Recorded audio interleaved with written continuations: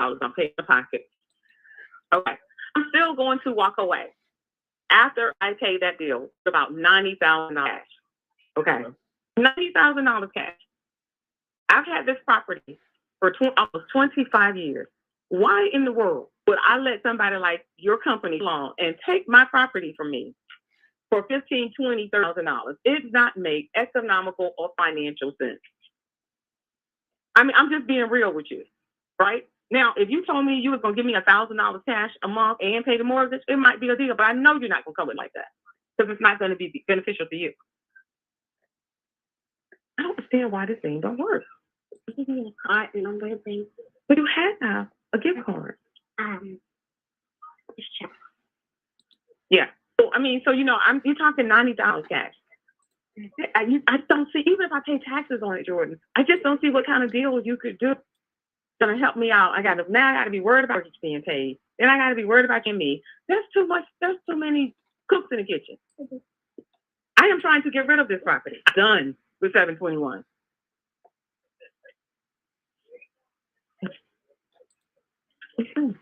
Yeah, I hear you. Yeah. At the end of the day, there's only 3 reasons I found.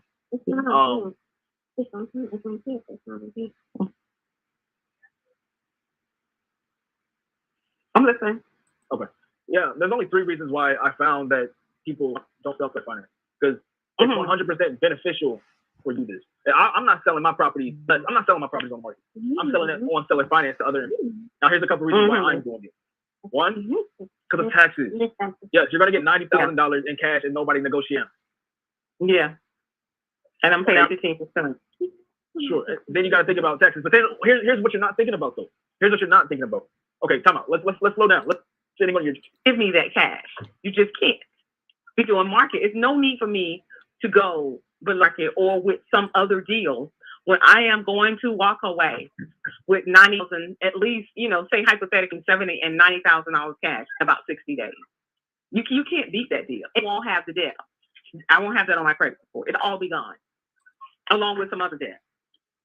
And then whatever else I buy, if I buy, it'll be cash. Okay, no, I got you. Other property. Yeah. I got you. No, so the answer is number 2. I must be doing a good job of explaining. No, you did a good job, but you just caught me, and and I listened to you. But it's just that it's just not gonna. When I sit down and look at my situation, where I am going in life right now, you and I cannot make a deal because I have a financial plan that I have set out.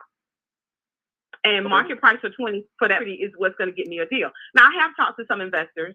I've been willing to sell it below market, but they coming in with these bogus deals. I am not selling my property for $110,000 or $120,000. I'm just not going to do it.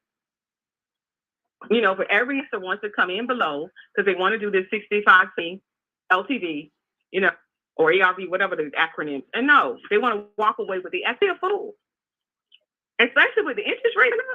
Right, you know how many people looking for $155,000? I get you frustrated, but can we stay a little focused? Because that's not even close to what we're talking about. Is that fair? Yeah. And the reason why that's not even I'm not even that's them, right? They're one-trick ponies. They trying to get somebody. That's not this. It's not even close. Yes, the reason why I took it off of selling their property.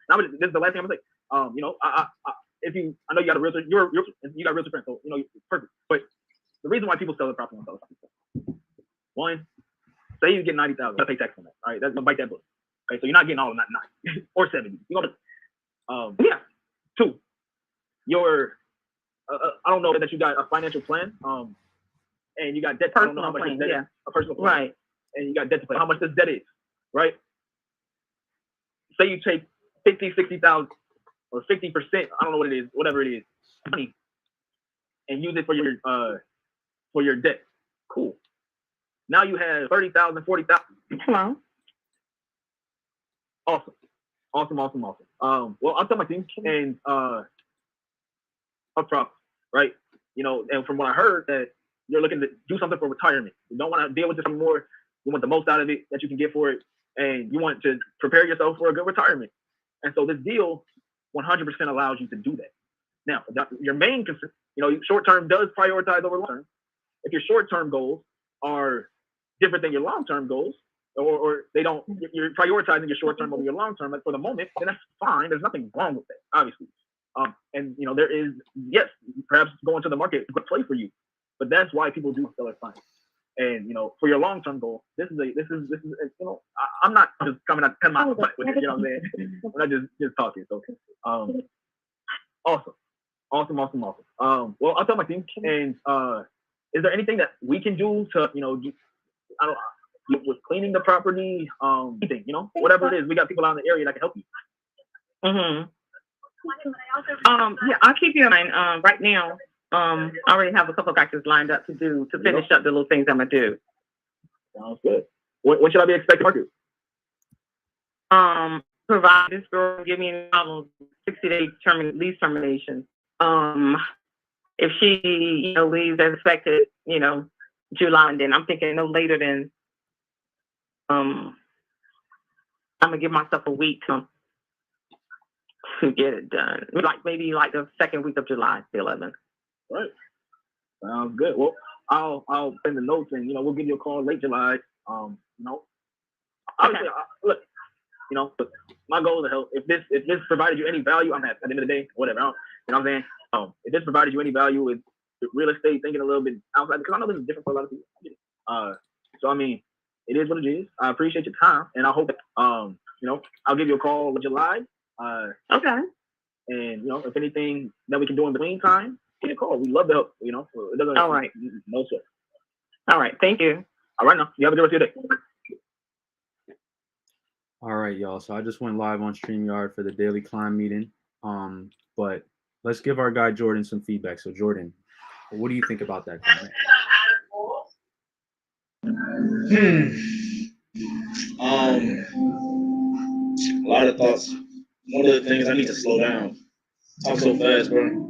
It's not a bad, it's just a habit that, with this, it's like, bro, what are you saying?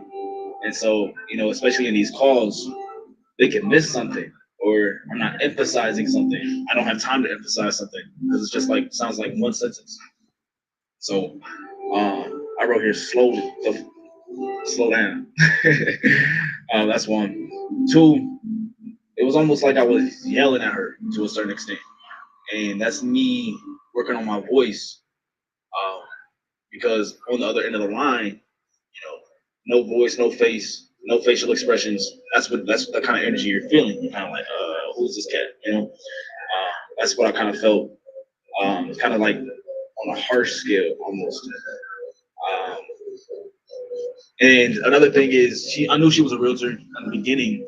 Obviously I didn't cross off that play long or with the hard enough, because she told me that at the beginning, and she said she didn't want to do it. And I'm like, all right, cool. I just said, okay, cool. And then moved along, sent her the report of who we are, got to the final point of the negotiation, and then she came back with it at the end with the same thing. So crossing that off hard would have definitely been a better play in that regard. Those are my takeaways. I'd love to hear what y'all got to say about it. Everything you just said was my opinion too, as far as the tonality. It seemed very aggro. And it sounded like you were on the fast forward button, if that makes sense. I personally think that you have an amazing, friendly voice.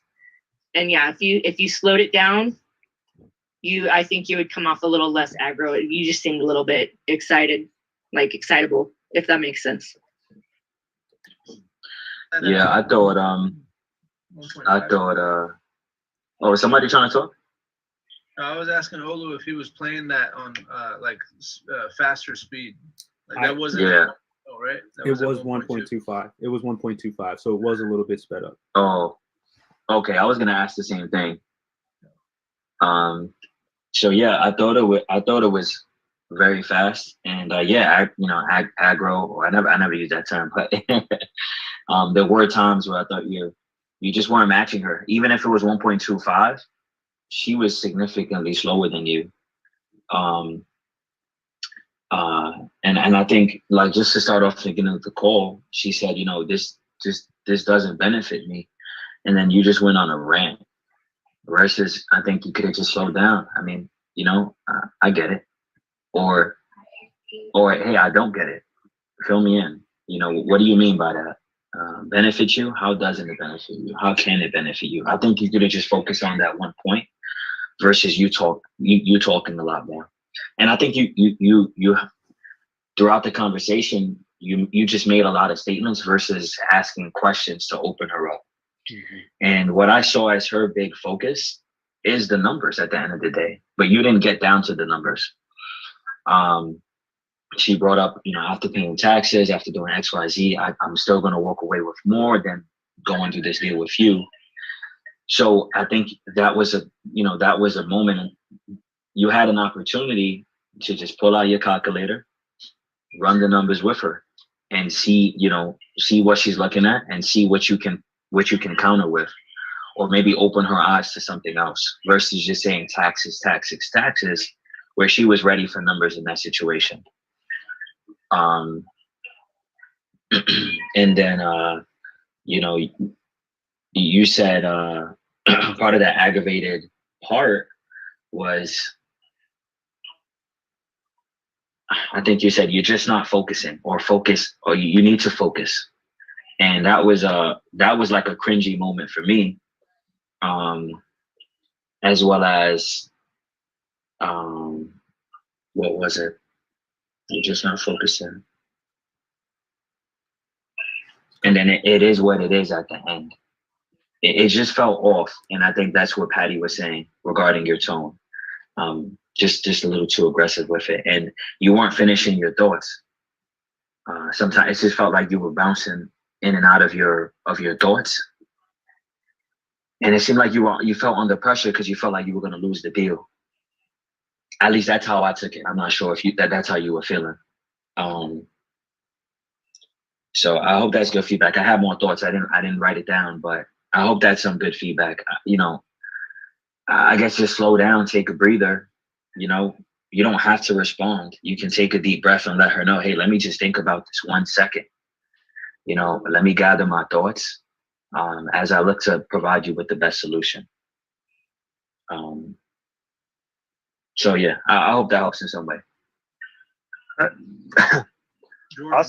think one of my biggest takeaways on it, Jordan, too, is she mentioned in the call that you did a good job explaining it, so she understands it. I think on this particular property, it's not going to work. I think if you went back and approached it as like, hey, let me jump in with you as part of your team. Let's talk to your financial advisor to see if it might work on another property, or even knowing that she's a realtor, she might be someone good to team up with, because you did do a good job making her understand the benefits of it, even though it doesn't work for her on this, that you might be able to team up with her and say, hey, if you run across other people, like, let's work together and try to get something done. So even if this deal doesn't work, that could be a takeaway in another conversation that you could have with her. Because she said right in the middle of the call, you did a good job explaining it. I know what you're talking about. And then you kept trying to explain it. So I think if you reach back out to her in a calmer manner and try to jump on her team and say, hey, is there any properties this could benefit you on down the road, or any clients, and kind of approach it from that direction, it could lead into something good. But yeah, you definitely did come off kind of aggressive on it. I know it was on Fast Forward, and you're a passionate guy. So that was your personality shining for sure. Jordan, my guy, can you guys hear me? Most definitely. So I want to say this, right? Sandler has when you study a Sandler, right? Sandler has a couple of rules, and one of the rules that he has like a bunch of rules. One of the rules that he has is don't get like emotionally involved in the call, right? And I don't know if this is true, so don't. If it is, if it ain't, you can take my feedback for a grain of salt. It sounded like you became emotionally involved in that call, and I wouldn't necessarily call it aggravation. I think Brian said it best. This is what I heard. I heard your passion for creative finance. And it sounded like you were trying to push your passion of creative finance on her, so she could see what you are trying to show her, right?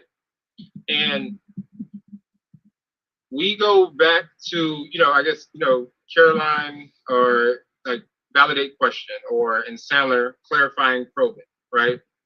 So one of the things I think that would have drastically changed this call was in the beginning, where she came out and pretty much pulled away and told you, like, yeah, this ain't gonna work for me. Instead of like, hey, all right, well, this is like providing features and benefits, just simply asking her, okay, like, what about it wouldn't work for you? And I think you would have opened her up a whole lot more, where you could have really, one, figured out if you are the right tool that can fix her problem, or two, see if you have something else in your back pocket to pretty much solve, well, another option for her, if that makes sense. So I think your passion is so powerful, man. Like, you just motivated me to go make like a whole bunch more calls, because you're just very passionate, and that's like don't ever lose that. I think once you really get great at asking questions, all of us, we all need to get great at asking questions. Once you get great at asking questions and let her talk, and let her pretty much tell you, like, hey, these are the issues that I have, and you listening, you can then go and solve the problem if you're the right tool for that situation. Yeah, I think there's a deal to be had with her, dude, just not on that house. Yeah, bro. I think there's a couple of things here, right? Like, if you're gonna call this lady back, the first thing you need to do when you get on the phone is like fall on the sword, and you gotta fall like hard onto that sword. Like, you really gotta fall onto the sword and apologize to her, and just come back as like, hey, I was in a bad space. I really focus on trying to help people and point them in the right direction. I know you're planning on listening to this. I just want to say, hey, I don't want to burn a bridge, over a deal that couldn't work out, and kind of just take it from there. Because when you guys started off the phone call, she sounded like neighbors. She was like, hey, Jordan, like, I appreciate you running through this with me. She forgot that she's the one who presented this offer to you. You know what I'm saying? And when she said that, you could almost hear like the commission breath coming out. It was like, oh man, I had this deal locked up. I had a verbal. It was good to go. She presented it to me. It was almost like a lap deal. And now she's taking it away from me. And you could hear that coming out. And a lot of that goes back to, Sandler and sealing those doors shut. Like you already said it, man. Like, you got to seal that door shut. If we know she's a realtor, then we got to, like, literally, she could say terms all day. Like, I'm literally just going to respond, well, why don't you just list it? And just kind of push her away until she's like, well, can you please just buy it? You know what I'm saying? And you guys just start off in that position of being on one team versus you trying to get, a deal done and get some commission, if that makes sense. You could almost coming out. And I feel like just shifting that mindset a little bit, like remembering when we're on the call, even if it gets to that passionate point, that our end goal is to solve this person's problem. And if she thinks that her situation is best solved by going on market and we don't understand it, then we just got to dig a little deeper and still position ourselves as that neighbor, as that person that's, going to go to bat with them and help them out, versus, the used car salesman who's trying to sell her a Tesla and she wants a muscle car.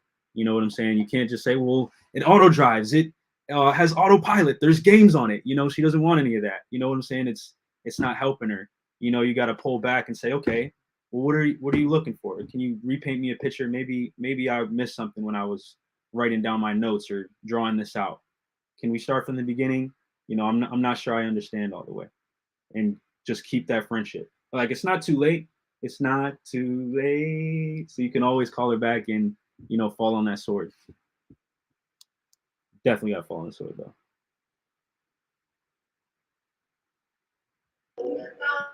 Oh man, I appreciate y'all. All of y'all. That was a a class right there. Thank you. All y'all feedback. I took notes on everybody, so appreciate that.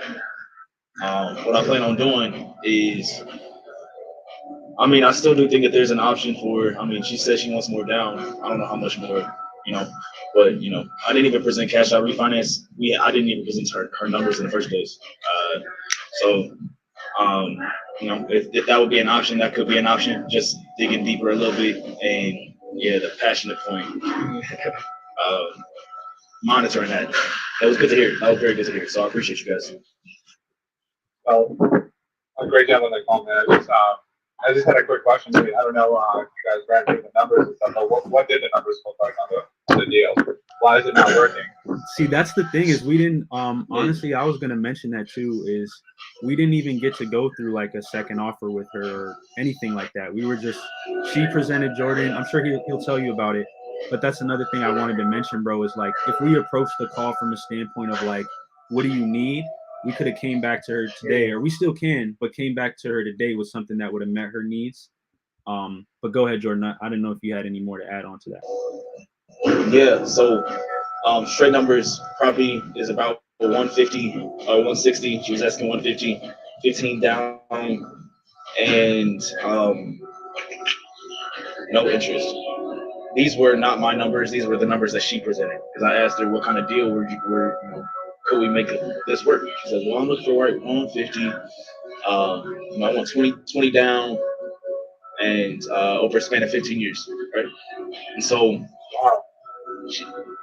and so I mean, it was a good deal. And so that's where I'm coming back, and I was confused because I didn't even bring her numbers, and I think that was a little bit on the kind of friction on my end, But so yeah, those were the numbers, and she says that her friend said that it was a good deal. She got I asked Olu to send her a what's the report? The report in regards to credibility report. That's when the stuff was kind of going left. When she asked for that, I'm like, shit. And she said, yeah, I mean, I asked her what happens after you get this, and it makes sense. She says, well, wait, send me a contract.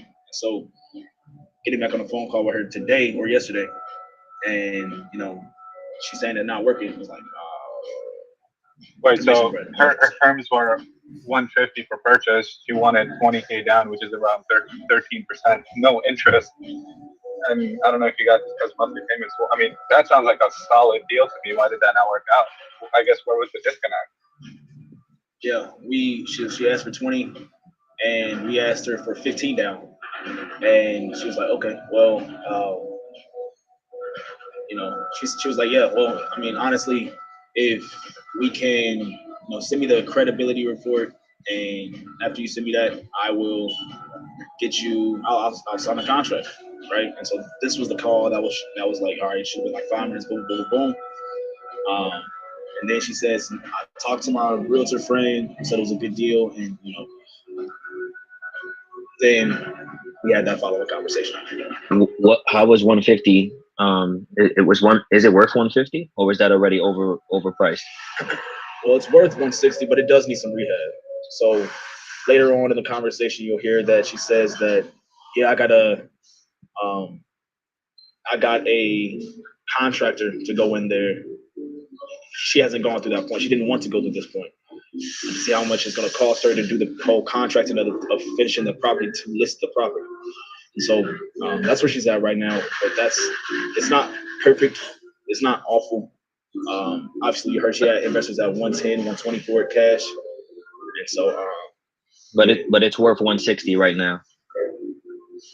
I wouldn't say as is it's worth 160.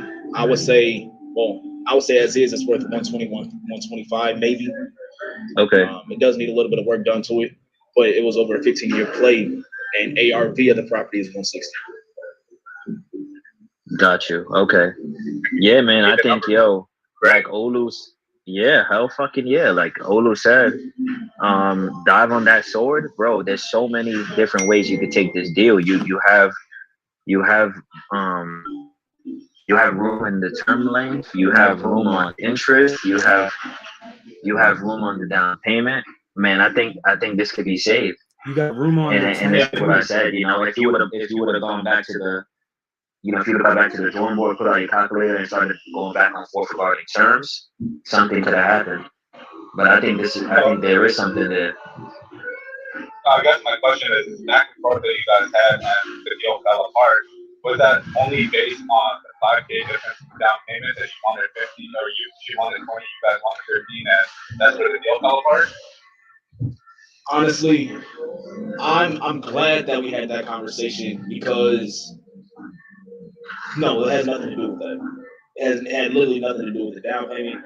It had nothing to do with the well, I'm talking about the difference between because 20 and 15. She asked for 20 and I came back with 15, right? And so, but that was not even mentioned in this phone call. She did say she wanted a pretty significant down payment.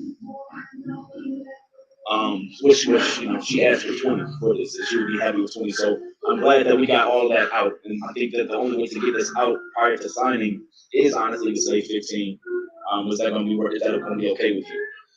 So next, I suppose that next steps. Because I mean, I hear what you guys are saying in regards to it doesn't seem like that's a big deal. It's already a deal. But I think that looking back at it. The pluses of us doing that is because it allows all of this to come out. All right, so you have more debt that you're trying to get for it. It raises some concerns or that I now know of that I previously didn't know of. So that's what I got.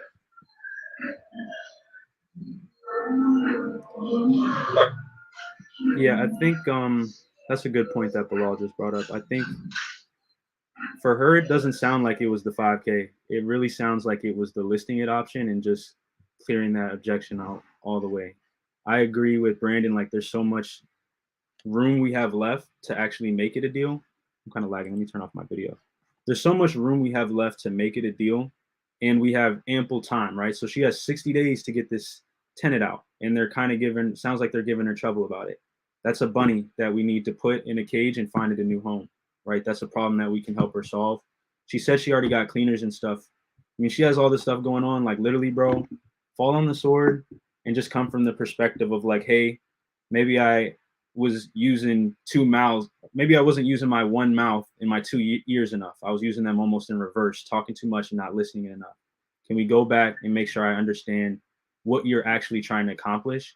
Because there's multiple ways that I think we're able to do that, and just approach it from not like a salesy way or a commission way, but truly like a genuinely, authentically trying to solve her problem and put that bunny in a new home. Yeah, and I would say, like, you have a lot of room to play with a lot of these terms. If worst case scenario, she says, no, I'm just going to list it, whatever you're trying, it's not working with her. Throw out an interest rate, be like, what if we give you a 2%, 2.5% interest rate on this? Your money's making money over time, and you're not just holding the note. You know what I mean? Because even at an interest rate, at 15 years, you can turn this around and wrap it at a 9 to 10% interest, collect the down payment as well, and now you save the deal. And so, I mean, it seems like she's throwing out terms like ARV, LTV. She seems like an investor. She knows what these terms are. She has a financial planner. We'll show her why it's beneficial to her to make money while it's parked in the deal instead of just having a 0%. Facts. Yeah, Jordan, that was going to be my feedback. Was I heard her say at some point in the call, I think she might have said it twice, that the numbers don't work out, or this deal doesn't work for me. And I think that would have been a really good spot for you to ask her, like, what is the primary objective here? Is it to get the maximum ROI on this property? And she's probably going to say yes, because I mean, who doesn't want to make the most money possible with the property, right? On the sale of a property. So then now that she's like, you verbally get her to agree and go there mentally, then you say, well, that's literally what I'm offering you. Terms is another way we buy houses, and it gives us the ability. This is Olu's line, literally. Like, I remember Daniel and those guys, remember? Yeah, Daniel and Enzo. It's the cleanest, smoothest way to describe terms. And what Olu said was, terms is another way we buy houses. It gives us the ability to give you the maximum amount for your property. So if you're looking for the highest ROI, then that's going to be us structuring a deal like this, and then going back to what Bilal was just saying, Bilal's Muhammad on the screen for everybody that doesn't know. So what Muhammad was just saying right now was that, you know, not only she's going to get the maximum number for the property, but her money is actually going to be working for her as well. And who makes all the money in real estate? It's not the builders, it's not the realtors, it's not us as wholesalers, it's the banks.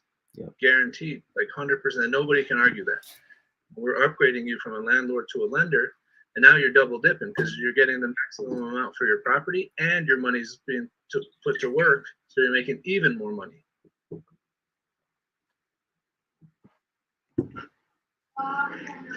Where is this located?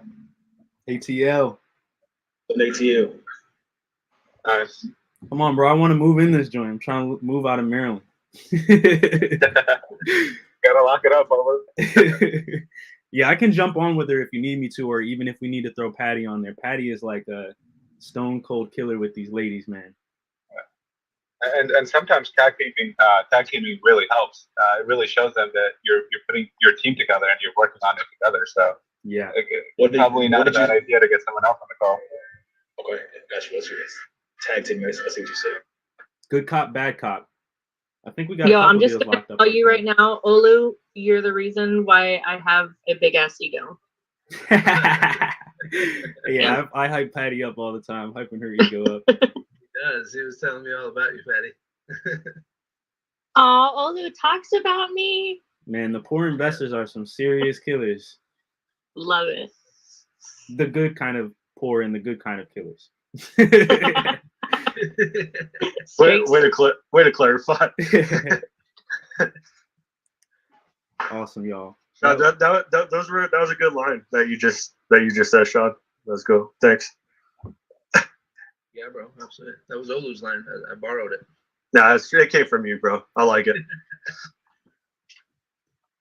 Awesome, guys. No, that was a solid call, man. Literally, go back with her, fall on the sword. This is a deal. Whether she knows it yet or not, but just go back to help her out, fall on the sword. You guys had a great relationship, great conversation. It almost sounds like she was disappointed the call went that way. So I would just go back and just, hey, I had a shitty breakfast, and it made my stomach hurt. Sorry. Whatever. Fall on the sword, build that rapport back up with her, get her to paint a picture. You kind of sketch it out and then just show it back to her. Is this what your picture looks like? Would this solve your problem? Does this help? Okay, no, ball it up, trash it. Okay, how about this one? You know what I'm saying? And just work with it. Yeah, I think if you build a relationship with her, it could lead to quite a few deals. And based off that call, it just reminds me of when I do make calls and I talk to investors that are realtors, should just try to team up with them, man. They're out there hustling, talking. Never know the opportunities it could bring. Hell yeah. She probably got all these sellers and other realtors that could funnel deals in. So absolutely. All right, I appreciate you guys. Appreciate you, man. Hey guys, Ola, appreciate you having me on here, man. I actually gotta hop off. I gotta pick up my car and stuff, but thanks again for having me. You guys are doing great. Absolutely, man. Thanks for jumping in, man. Yeah, thanks for coming out, guys. Yeah. Appreciate you, man. All right, guys. Later. Before we jump off here, let's just do the affirmations real quick. Then we're gonna crush it, man. I'm jumping right in the VO, guys. I'm gonna lock up some more deals today. Jordan, we could tag team Yvette, get that done. So let's get it, guys. I will provide more in value than I receive in payment. I will Provide more in value than I receive in payment. I am the best problem solver for the seller's situation. I am the The best best Problem solver for the seller situation. I will intentionally find out the reason the seller wants to sell. I will intentionally find out the reason the seller wants to sell. Every rejection brings me closer to the next sale. Every rejection Closer to the brings next me sale. closer to the next sale. I am the best closer in the galaxy. Ah! I am the best closer in the Yes, I have all the tools that I need to achieve my goals. I have All all the the all tools I the need to tools achieve that my I need goals. to achieve my goals. Let's go solve some problems, y'all. Let's go lock up some deals and make some money. Right on. Hey, Guys, have a great day. Thanks for See ya. jumping in, Brandon. Yeah, thank Appreciate you guys having me. Appreciate you guys. Peace. God, thanks, dude. See you guys.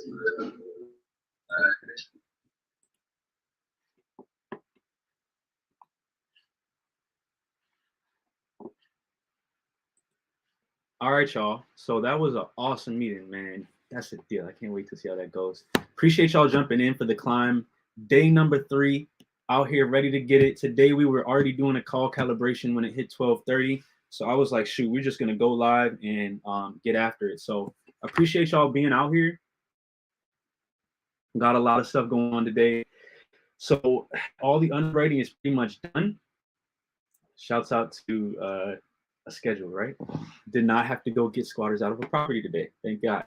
So underwriting is done. We're going to be in the VO, locking up deals. We got a couple people jumping into the team this week.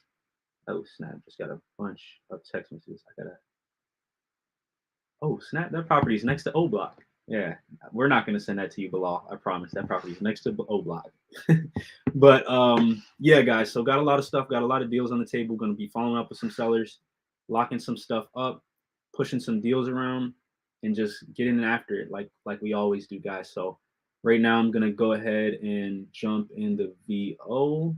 Let me check first this calendar. Yes. All right, let's go. Let's go, let's go, let's go. If anyone has any questions, drop them in the chat. Still haven't figured out this Facebook thing, how to get Facebook messages to appear on StreamYard, but the YouTube ones definitely appear. Boy, Olu, go at it. Here on StreamYard, but the YouTube ones. We got Fade. Hold on, let me turn my volume down. Fade came out. Moody, okay. Yes, sir. Lorenzo, appreciate y'all, man. 100%. 100%. So Fada, you asked who's talking. I wasn't sure when you posted that comment, so I don't know who that was.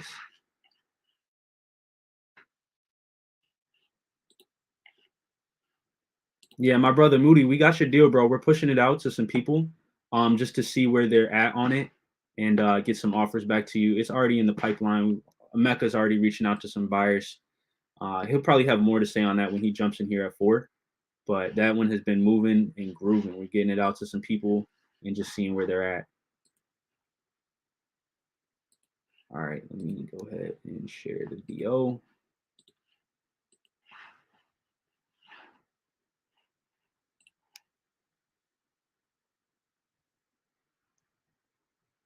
Daryl's office. Let me go see what's going on in here.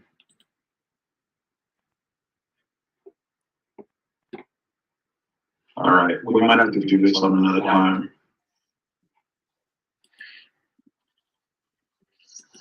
Yo, yo.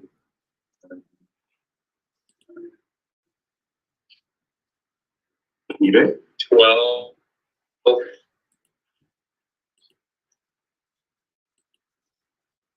up, bro? What's going on, bro? Okay. Hey, man. I was watching your live earlier. Let's go. Appreciate it, bro. Just a crazy freaking day.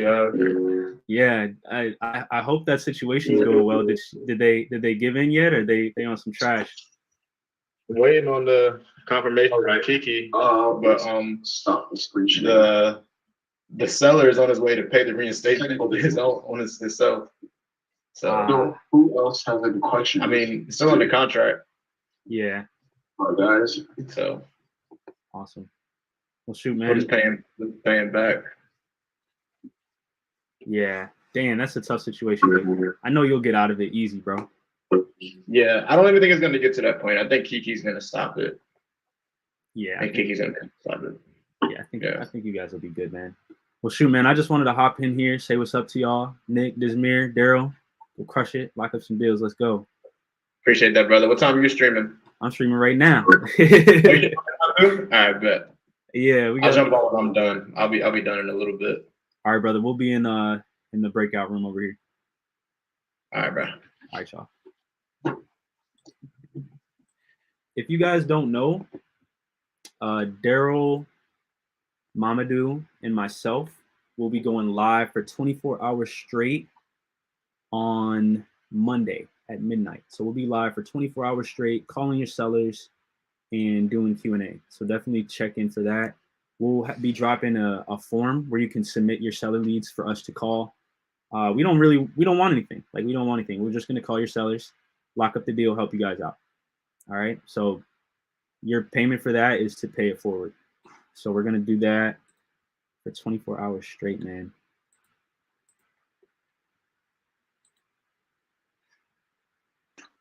That's awesome. And you're going, it's 12 o'clock Eastern time, midnight, Monday? Yes, sir. So you're going to go all day Monday? Hell yeah, bro. Nice. Hell yeah.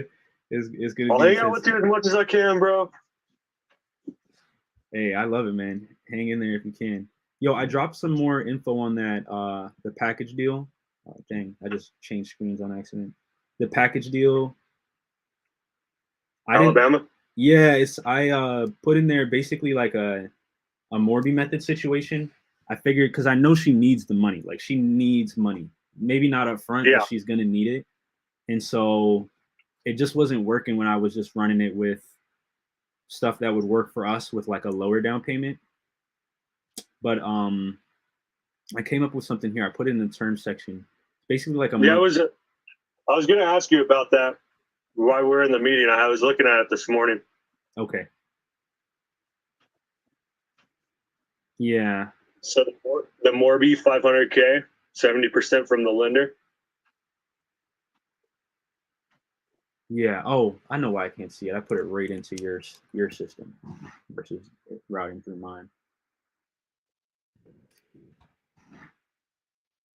Then I think I put another option for her if that didn't work, but she would have to like defer payments or something like that. Yeah. Deferred payments for the first 12 months. On these two options, do you want to put them on some LOIs and email them to her granddaughter? And that way she has it in paper, and then I could call her about them? Yeah, but I might, you know her better than me. I kind of want to make sure it's something that is in her ballpark, because to me, it sounds like she cares more about the monthly than getting a lump sum, right? So I don't know if she's gonna, what she'll say about it. I kind of want to hear her feedback first. I mean, we can just send her the options and just see what she says with both of these and just see. But okay, I could call her and talk to her about them, but I think emailing the options to her, that way she could have it printed out in front of her, would really help her out. Okay, just for like visualization. Yeah, she's 84, very old school, pen and paper kind of person, and I think it would definitely help out. But I could call her and have a discussion with her on these. No, I got you, bro. I trust you. Cool. We'll get an LOI put together right now, and we'll have that ready for you to send her while can she access email on the phone, or is it like a delay for her? She doesn't have email, man. The email that I have in there, that's her granddaughter's email. Oh man. Okay. Her granddaughter is the one that checks on her, make sure she's okay. She's the one that's in her life doing it. So that's her email. Okay. Yo, Brian, do you want to come up on here and StreamYard with me while we work through this right now, since you're the only one in here? Yeah. What do I need to do, man? Here, I'll send you an invite link and you can just join on here. But that sounds good, man. I'm gonna go ahead and write up her LOI now.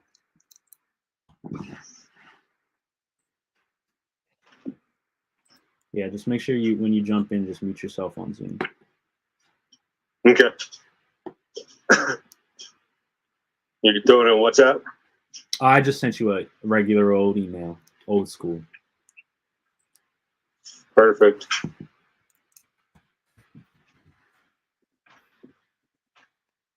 All right, here, I'm going to jump out of the Zoom. I'll jump on StreamYard. Okay, bud.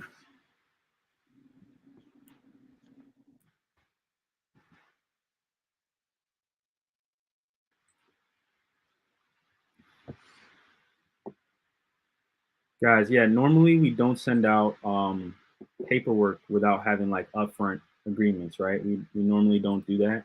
Why are we doing that on this one? Because Brian has been working super close with this seller, gotten her like through numerous situations, built an incredible amount of rapport. This guy's a freaking closer. And right now she's kind of older and she needs something to chew on, right? She needs something like physical that she can. Yo. I was just telling them how she needs something physical. She's a little older. She needs that in front of her to kind of visualize, or else the conversation is almost going to go in circles.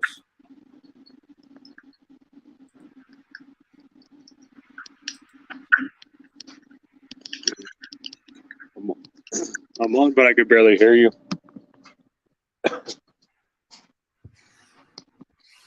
Can you hear me now? I barely, man. Okay.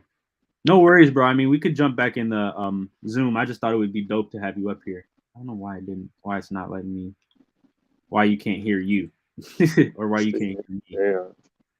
Boom. Yeah, it's saying mine are good, so.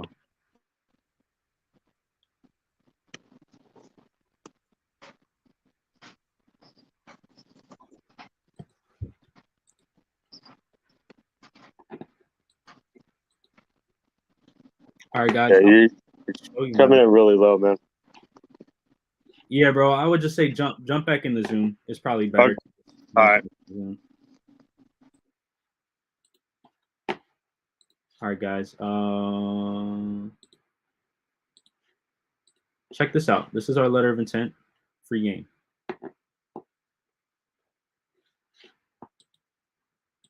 Boom.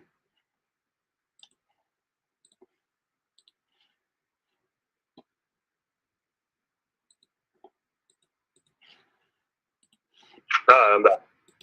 Awesome. All right, guys. So. Oh, that's fine. Okay, so just going over it, it's a $50K purchase price, 70% from the lender. So she would only be financing $150K. Well, no, because her properties are like outdated. The tenants have been in there for a while. So I estimated about $100K to go towards repairs. So we'd probably be all in at like $650, honestly.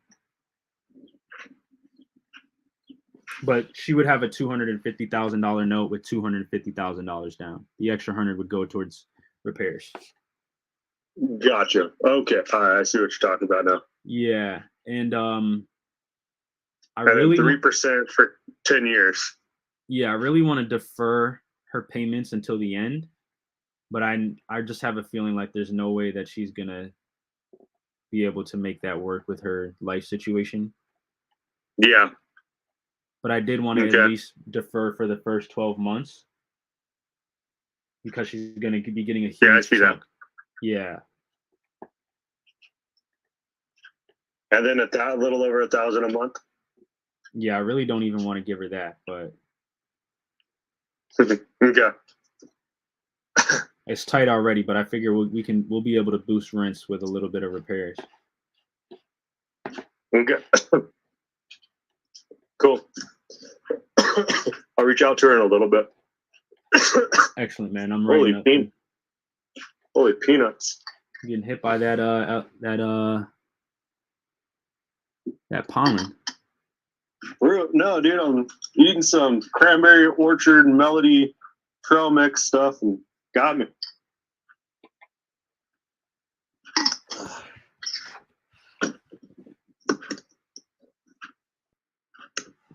And then the other task that I see in Jose's email. What is that task? Because I see that you have his email in there. Did you get it? Did it come through to you too? What's that? His email? Oh, he responded already. No. I'm just looking at Podio. I've seen that you had put it in there. No, I'm saying he responded already to the email that I sent him. Oh, gotcha. Nice. Yeah. Not a good response though. Did you see the email that I sent? I copied you on it. I don't think so. All good. He responded super quick, a little too fast. He's pretty, for an older guy, he's pretty responsive, man. Yeah. I mean, the email that I sent is pretty much what I wrote in here in the acquisition notes, but yeah, I'm not sure that we're going to be able to work out a deal with this guy. I mean, if we give him I wrote in here too for him, if he gets the 30% down, like we can do that, but he wouldn't get any payments for the period. You know what I'm saying? And his cash number is literally full retail. Yeah, I know. Because his terms deal, I would say, is about $25,000 over retail, and his cash deal is pretty much retail based from what I see when I was looking too. Yeah, so I just posted his response in the notes. He just said he's not interested. Yeah, I would just follow up to see what about it wasn't interesting to him. And then I guess what is he going to do when he doesn't sell? And then the only other thing that I think would be worthwhile offering him is 30% down with no payments. He just gets a balloon at the end. That way we can cash flow, make our money on the deal. And when the refinance comes, all the books look good, so we get his money out easy. Okay, say that again. What's the other one? So the other way is we do the 30% down, but instead of paying him monthly, all of his payments would come at one balloon at the end of the 6-year period he asked for. And that would allow us to cash flow a bunch, make our books look good so that when we go to do the refinance or bring in another private money lender to get him out, all of our books look super good. Got it. And that's still at the 459? Yeah, we can do that. It'd be 30% down. He just wouldn't get any payments. That's literally the only other thing that I can offer him. So yeah, I would just see what about this other one didn't work. You know, read through it first so you can understand what I offered him. But what about that one didn't work? And what's he going to do if he doesn't sell? And then the only other option that we have, because this the cash out refi solves all his problems. So not sure about that one. Why he doesn't like it. And if we need like a Spanish closer, like a Latino closer, someone who can speak Spanish, we definitely got some people who could jump on with him to help build a little bit more rapport if necessary. Okay, I'll keep that in mind. He does pretty well though. For sure, yeah, he's super smart. I can tell. Awesome, bro. I appreciate you, man. Yep. I thought I was sharing the screen.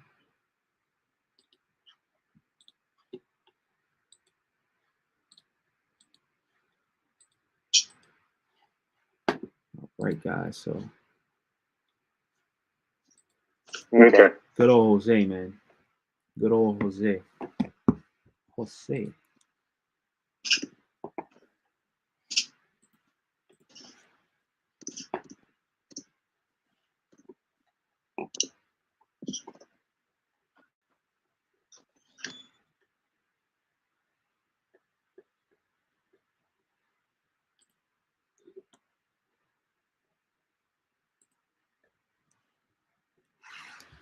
Right now, guys, I'm just checking back for any more leads to push to the team, and also to verify any tasks that needed to be completed for the day are already completed or are on schedule to be completed.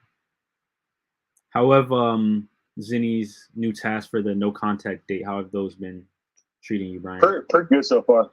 Are those helpful? Yeah, she's done a good job. Yeah. Okay.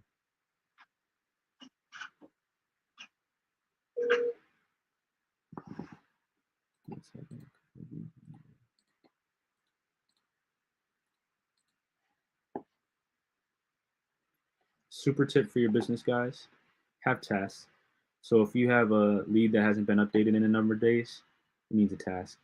There's no contact date, add a task. If someone is going to acquisitions and you need to underwrite it, add a task. Yeah, no, her numbers have been coming through pretty good. That's what we've been doing. She started doing the new and untouched tab once she got it in there, so that's definitely making it easier. And we're just going back through and calling them up. Some of the numbers are still bad, but it's all part of the game. For sure. and Jose was out. I talked to his wife Irma, so let you know how that goes. Okay, he was out. Okay.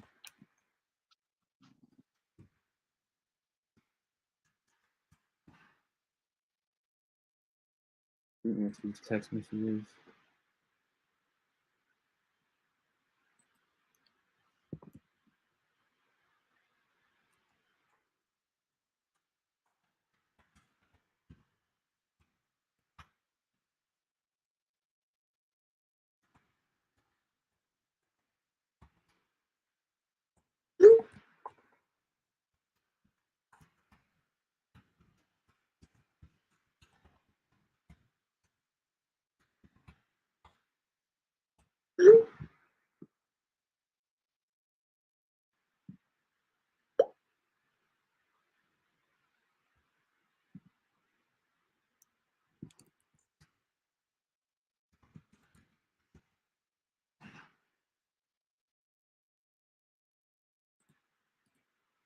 By the way, first tally mark complete, bro. I'm keeping track today. Let's go. I love it. Patty was taking shots, man. I was like, dang, yo, I felt that one. Dude, she walked in to the garage where I'm working at. She's like, yeah, this is what I did. I'm like, oh man, you just cut me low, babe. I didn't keep track of nothing. All good. Yeah.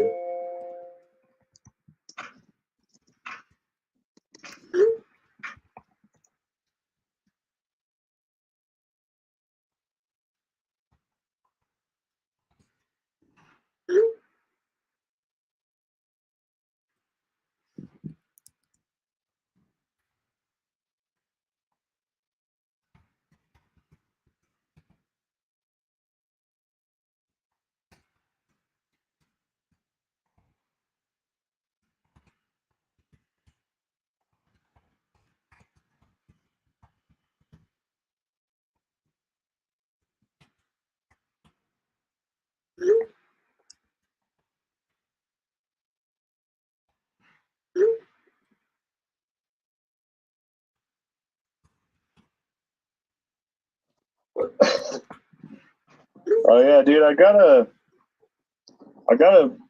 deal. I'm gonna send you the address on WhatsApp. Okay. I talked to this guy. It's 11 acres in Alabama. It's for sale right now. It's been on the market a long time, but I found him and I was talking to him. He's willing to carry 7 acres around the river. So I'm gonna send you the address. Take a look. He's willing to go terms on it. He's willing to go turn. Okay. We'll check it out, man.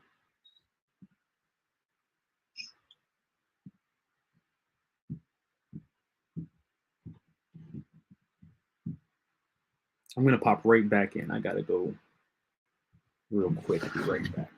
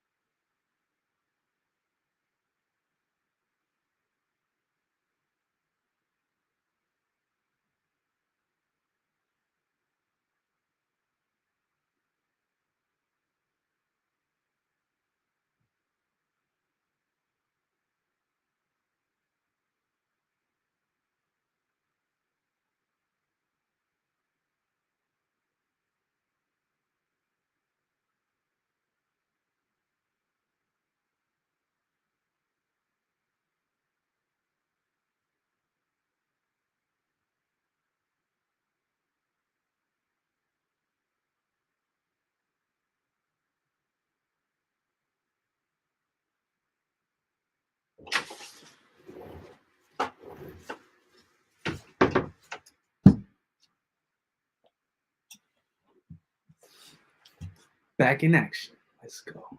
When you combine coffee and water, well, lots of water, whew, definitely yields some things.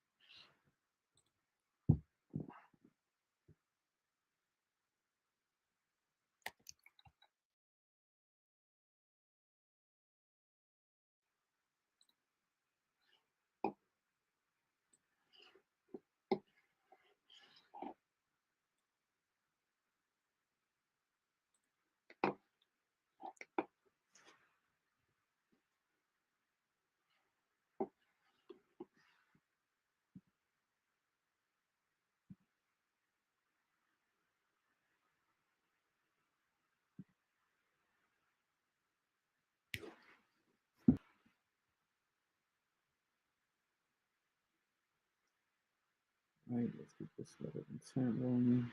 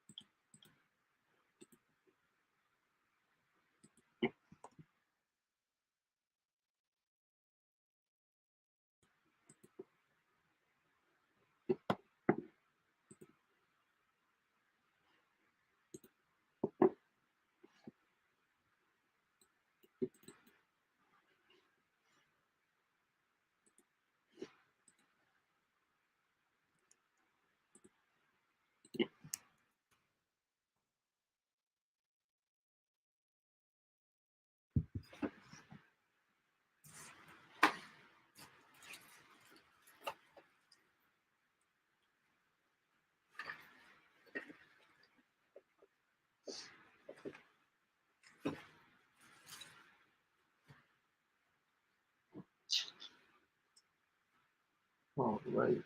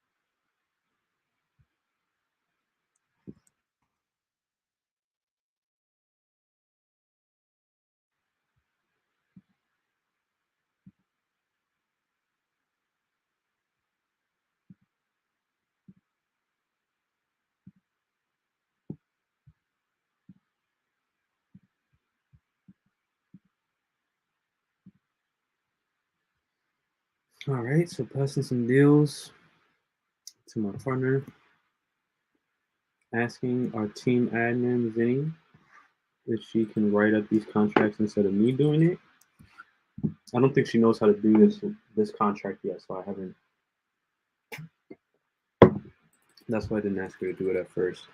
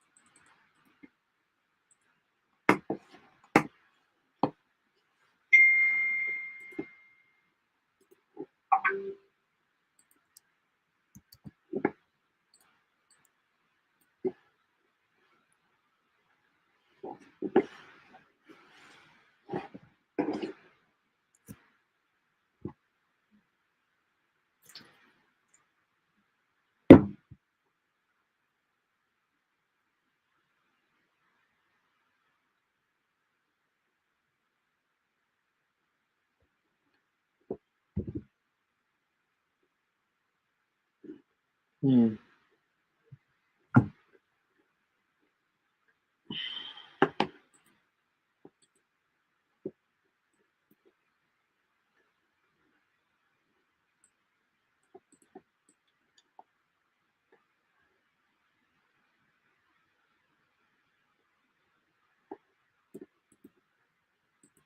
Entire property package.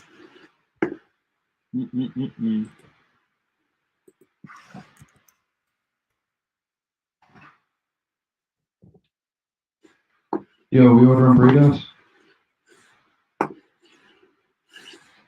Where'd that come from? Yo. Yo, can you hear me? Yeah, I can hear you. You ordering burritos? Yo, what's going on, Todd? You said burritos? I'm just chilling. Yeah, burritos. Hey, what's going on, man? Yeah. Based off the background noise stuff, he's like, people ordering burritos in here. Yeah, man. Yo, Jordan, Brian, this is Todd. He's gonna be joining us to make some follow-up calls starting tomorrow. So yeah, man. This is the VO. Let's get it.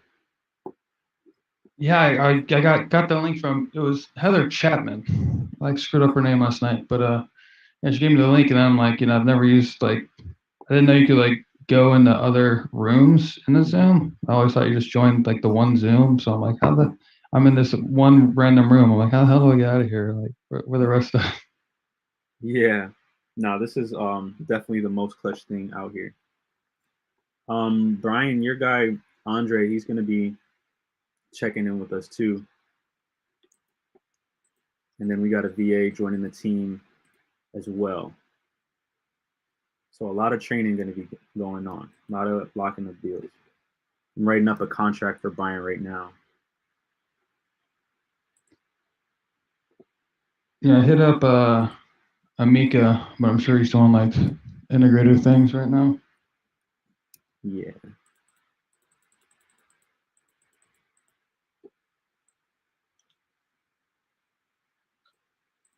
I was trying to get the link to your guys' like daily meeting thing. Is that like in here?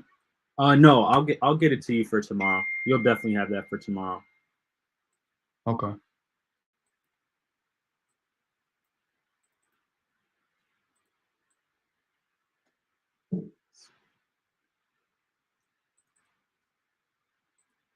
Sometimes I'm just gonna write all entire package because I can't get all her addresses on here in a clean way.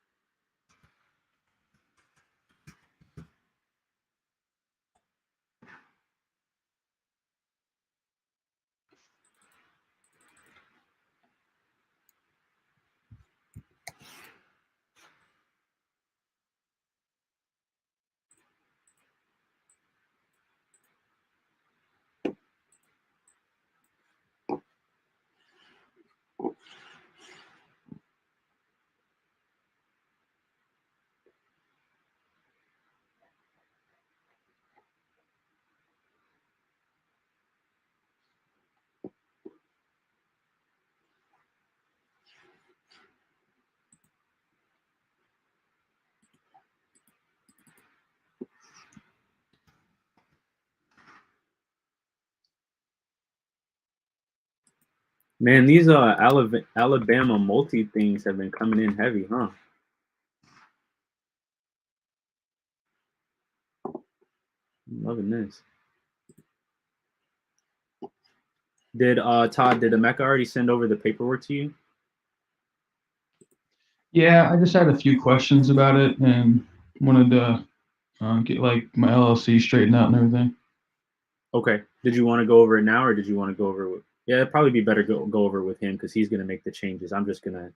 Yeah, be a yeah. messenger I boy. remember you telling me last night. You know, I'm like, it's not your gig, so I hit him up on a Discord because I assume if he's anything like me, he hates using Facebook and prefers Discord. Yeah, he'll actually answer you on WhatsApp. I think he probably only checks Discord a couple times a week. Oh shoot, I don't even have his WhatsApp. Or Facebook in the messenger chat we're in. It might be on there. Definitely should see it there. Oh yeah.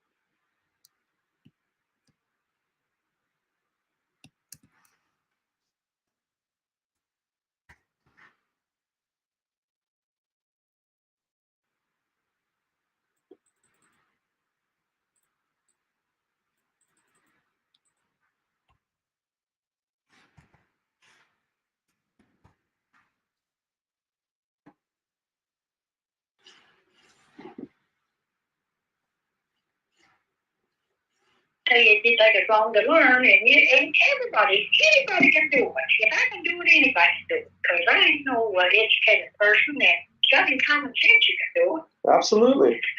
Well, let me. Get back in your meeting, and we'll talk later. You could, okay, what do you want me to do? Go over this and then call you back?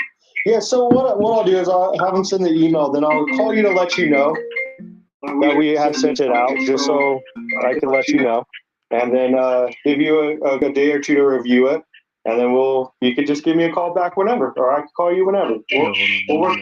After you get back this evening, I'll call you back. And yeah, she'll see it, so you're emailing it to her. Now, you still got her address, right? Yeah, I got it. I got her email. Yeah, sorry, bro. Just email it, and she can look it over. Trying to figure out this deal shit. I got my like second screen on. I know Brian's she's at talking. the barbershop. She took in babies to get my haircut. Oh, perfect. And if well, anyway, she'll get it. Yeah, I can hear you fine. That goes with her. She don't. Cool. It won't be no problem. And if she has any questions too and wants to jump on a call together, I'm happy to do so. I'm happy to. Well, I don't think she's not trying to. She's just trying to look out for me. Absolutely. You know, when she just thinks, well, when you're 84, your mind is not going to be like when it was when I was 50. She said, you know, you probably don't need no help. And I probably don't. I don't listen to everybody. Well, if I think I'm right, I'm going to do what I think. Well, I just want you to know if it makes you comfortable and makes her comfortable, I'm happy to have a conversation with her. Yeah, well, and you're fair. You're good. Yeah. And we might can work this out. That's what I'm thinking. Perfect. But you got to get it up a little because I'm trying to live on first. You know, that ain't I don't want to touch nothing when I get it. If I get $250,000, it'll be in a bank. It'll be there when I need it, not because I want to do something or, you know. Well, all right, well, do that. Let's work it out. You got it. I'm fighting for you, Betty. I'll be in touch. Bye. Olu, you there?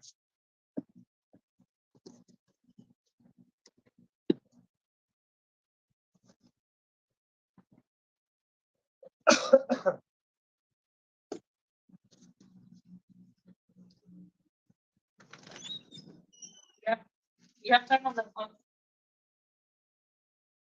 See if they can do Friday, if not Monday. Friday or Monday for closing. Okay. Yeah. All right.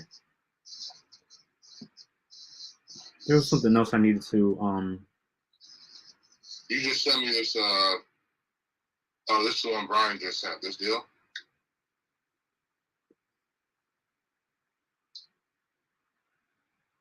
the DC deal in Southeast. No, the one in I don't even know, bro.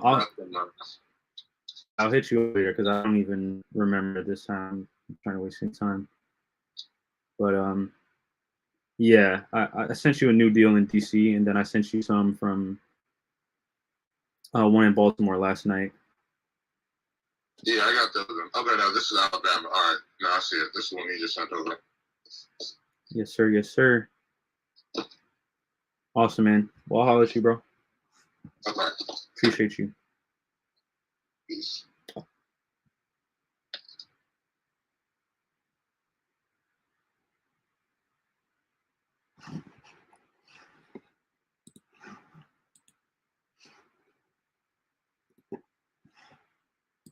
Hey, Brian, was that Betty that you were just talking to?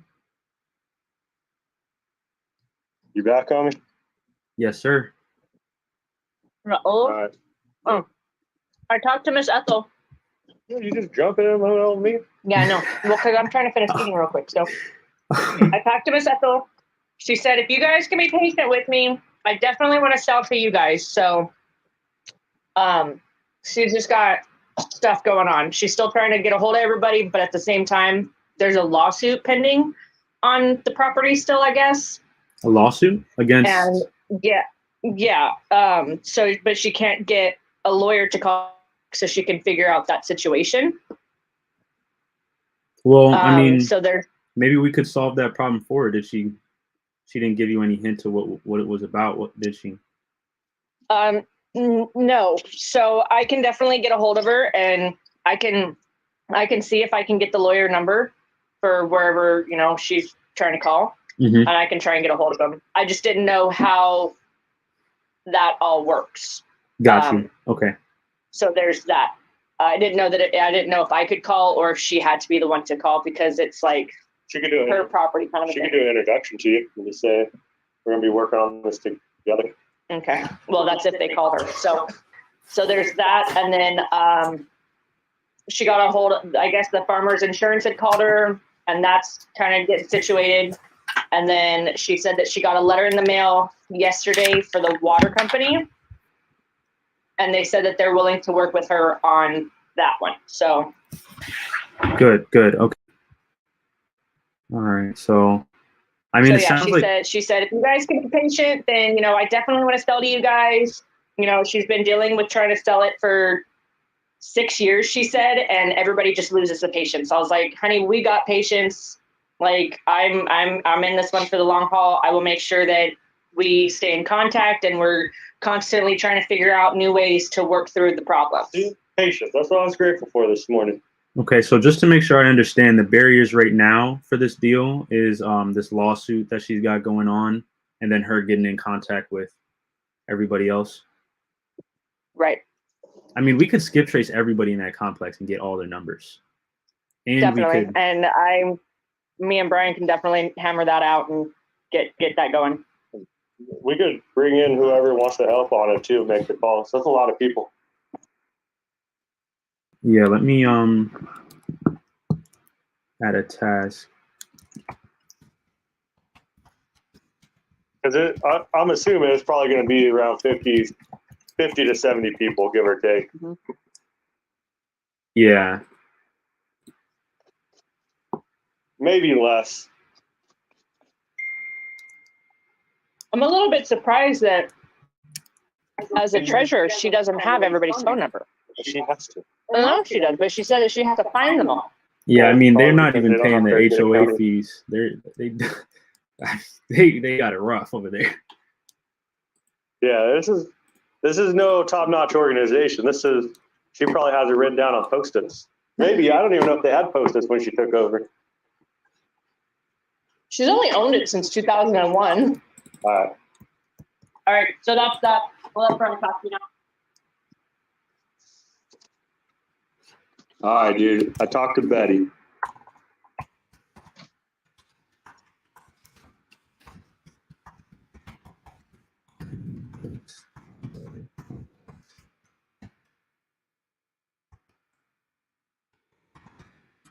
Awesome. How did it go with Betty? Oh, I wasn't sure if I had nice. Do you see that pause that I did, dude? Sorry, bro. Yeah, I appreciate that. I was like typing a message super intensely. Thank you. No, but no problem, man. I figured you had it going on. So she kind of likes this deal a little bit better.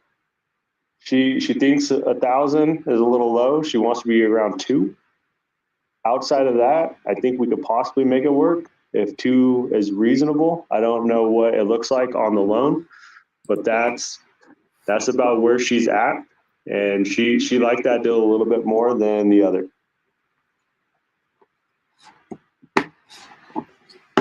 So, I mean, and I mean, if you want to send it at what you have set, so we can at least start the talk. I just kind of reassured her when I was on the phone. It's her niece. So the lady that we're going to email is her niece. And, I just reassured her. I'm like, hey, if I need to jump on the phone with you and her, I'm happy to do so. I mean, the last thing I want is her to be getting emails. I think we're calling to take advantage of an 84-year-old lady. So I just reassured her, like, let's jump on a call together or whatever you want to do. yeah, first. Yeah, that makes sense. Maybe with her niece before she gets the email.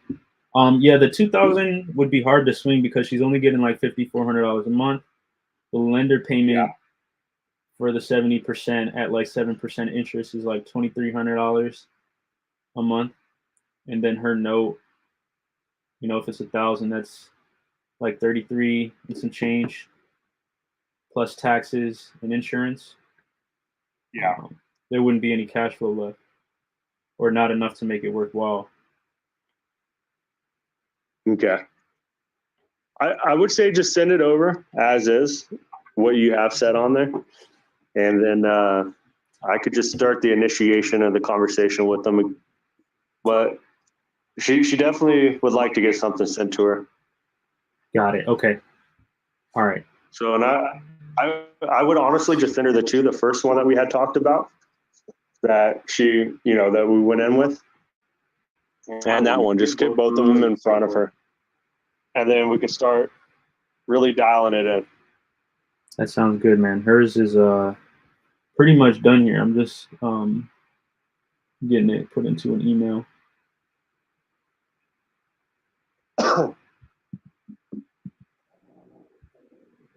Let's go. Man. Birmingham's a good place to own properties too. Yeah, and I sent that one in the WhatsApp to you. Perfect. Yes. Once you pull it up and you take a look at it, let me know and I'll tell you a little bit more about it. Okay. Location wise though, bro, it looks phenomenal. Right on the river, 11 acres. 40. Just the house that's on it. It's trash. Okay. He was asking like 40% down, wasn't he? Yeah. His scenario is they were gonna build a house there and kind of retire, but he blew his back out at work, so they're moving somewhere else. I can't remember where he said it. I think down more south or something. I don't know. So that's kind of what they're looking at. But based on, it's been on the market for a long time, so I know we could get them down in price. So the down payment is definitely a little crucial for him because that's what he needs to go buy his next place. Gotcha. So I kind of was looking at comps, but it's kind of hard to comp out just because there's so much land on the river. So I'll look into it a little bit more. But I don't know. It's kind of a good deal, man. Like, great view, great property, and like you even have access to drop a boat into the water. So I mean, I know all that kind of adds up pretty quick.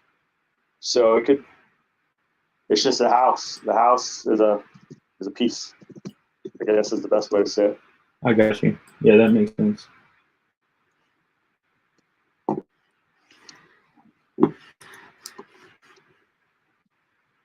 Oh, Betty. Oh, I'm telling you, man. Yeah.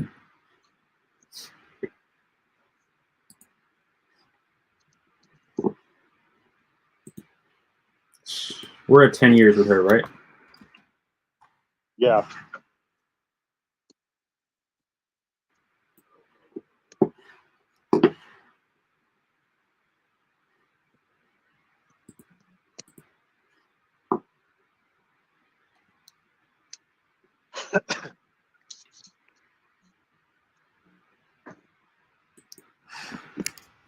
I mean, like, dude, this portfolio.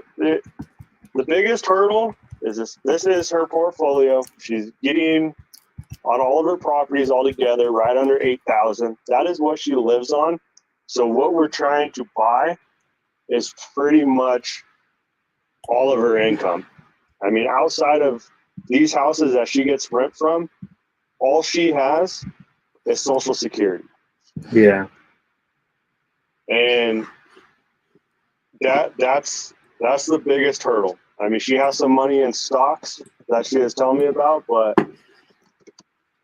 doesn't sound like she's doing too well on them right now. Yeah, I wouldn't think so.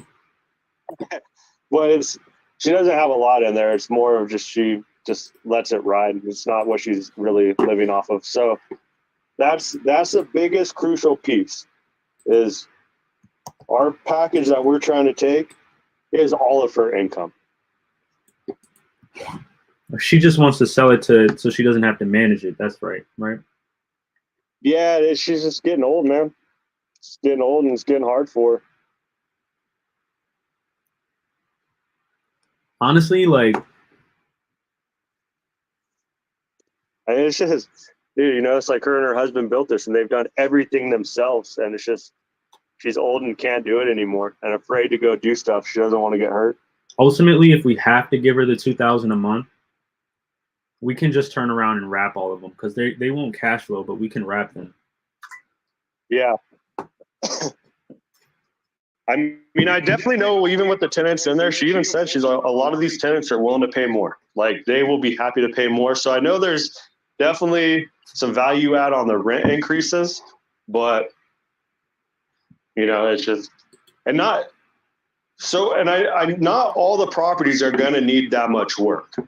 So Okay. I definitely think one of the next steps is getting someone there to really analyze what needs to be done. You know, if we're going to move forward and kind of see where the potential is to get the tenant out and get somebody in there to get some cash flow. So I just don't know the level of what nice is for her. Like it's always hard to determine what work needs to be done based off of someone's opinion.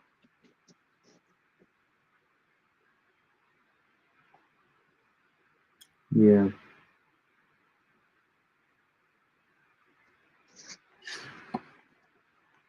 I dropped the call in there. I would say if you want to listen to it, it's like maybe the first 9 minutes, the last 4 or 5 minutes is more just wife talk.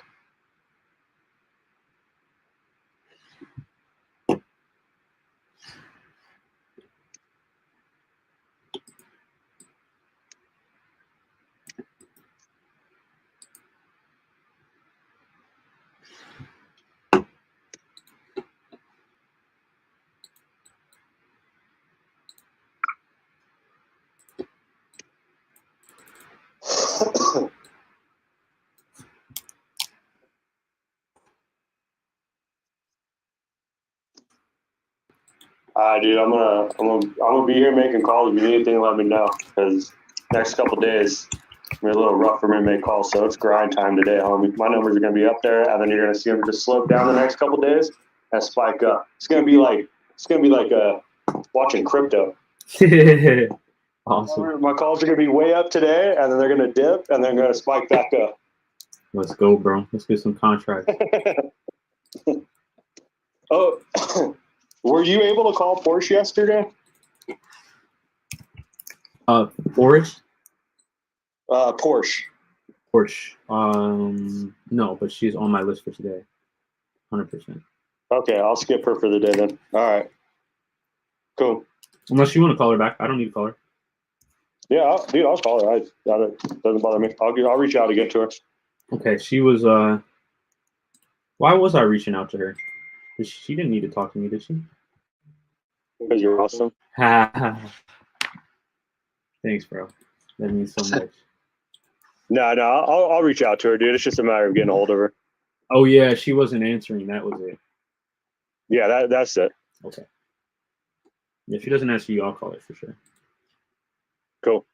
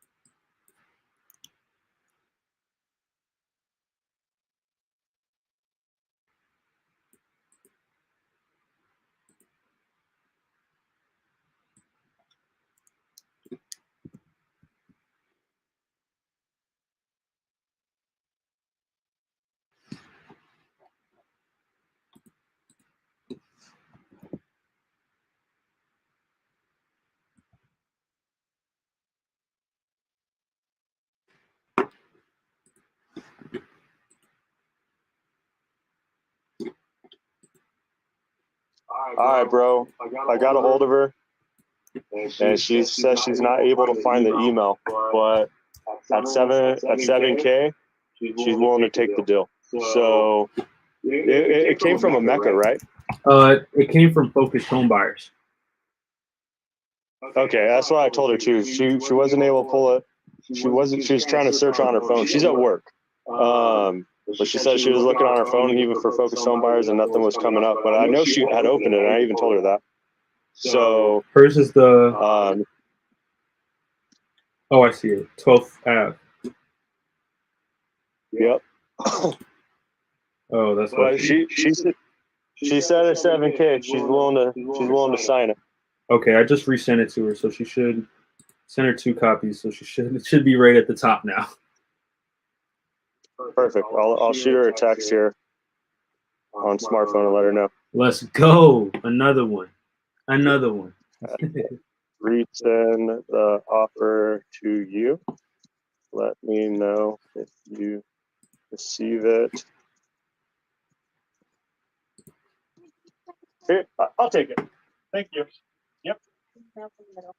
Thank you so much.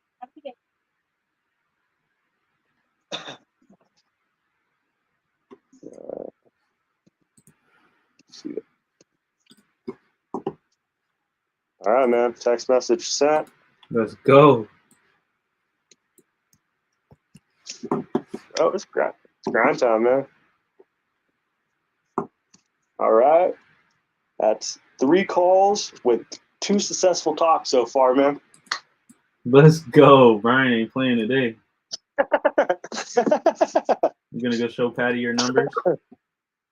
Oh, I'm all about quality today, baby. Ooh. I'll take 10 calls with 8 conversations all day long. I respect it. All right, man. Yeah, keep me posted. I just sent her a text through smartphone to let her know that you resent it to her. Okay, 2 offers are about to go out to Betty's email, or her niece's email. Her niece's, it's in there, right, on her lead? Yeah. Okay, perfect. Yeah, let me pull it back up, just double check.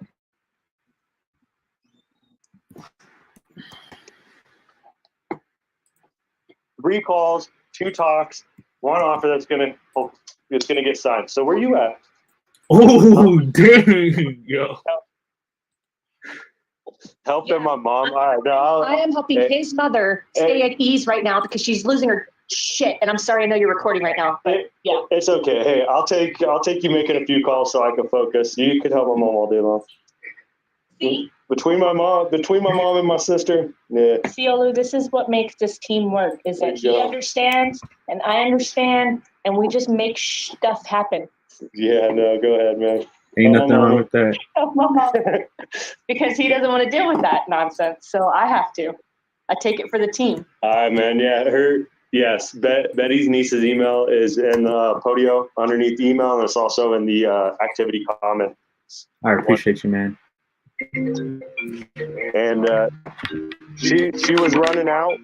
She'll be gone for a while, so I'll follow up with her a little later tonight. Okay, bro. Perfect. Blind. What's happening, bro? Yeah, man. Courtney got there, and then the lady was there, and just tried to go in. The tenant was there. The tenant put hands on her, man. Whoa, he put hands on Miss Pushed her out of the door, type, not like smacked her, but like pushed her out of the door. Man. That's foul, bro. Yeah. So. Oh my gosh. And then somebody else ended up showing up there that knew, like, the tenant or something like that. He was like a contractor. He's like, hey, I don't know how. I don't know if she was showing 2 people. You might want to ask her about that. But ask her, like, who's the other guy up there? Well, she told me she was having just a regular contractor come to quote it. Was he a contractor or was he like a flipper? Oh, yeah. Yeah, he was kind of, but he was like, I'm thinking about buying it too. Oh, she didn't tell me all of that. Yeah. But he seen what Courtney like is. he seemed more like just a contract. Oh, he's probably okay. Talking shit. Yeah, he was talking big shit. All right.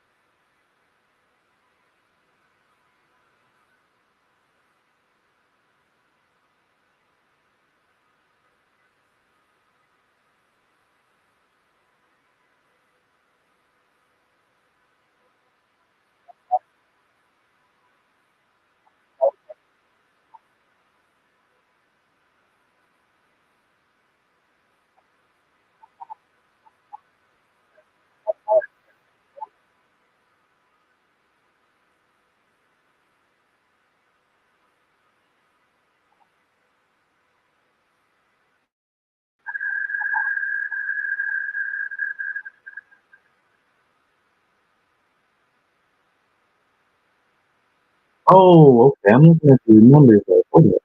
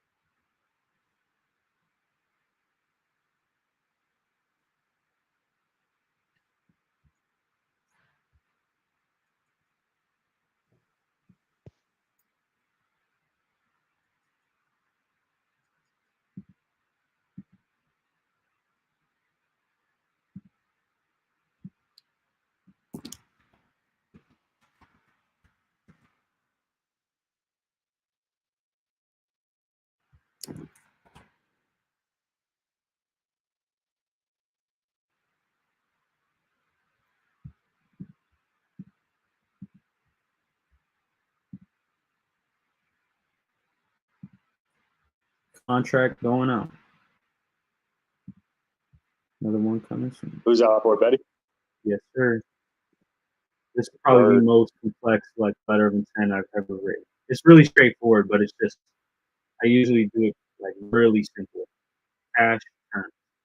because it's too interesting terms. You know what I'm saying?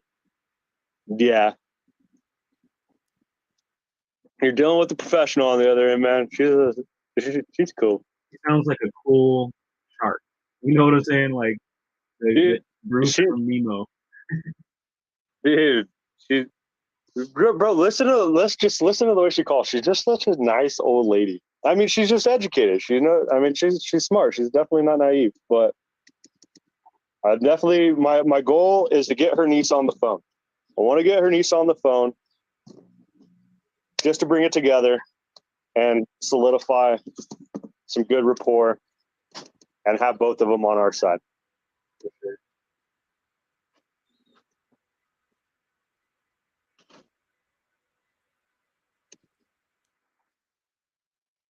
Because I already know what's going to happen. She's going to go do her thing and then have her niece in her ear. What about this? And what about that? All right. Zinni's doing a great job, man. Yeah, she's going in. Bro, I love how she's putting it as new touch. That's nice. I love that method. Perfect. Mom to DC TSA. Yeah. Mom to DC TSA at iCloud. Yeah, kids on kids on kids.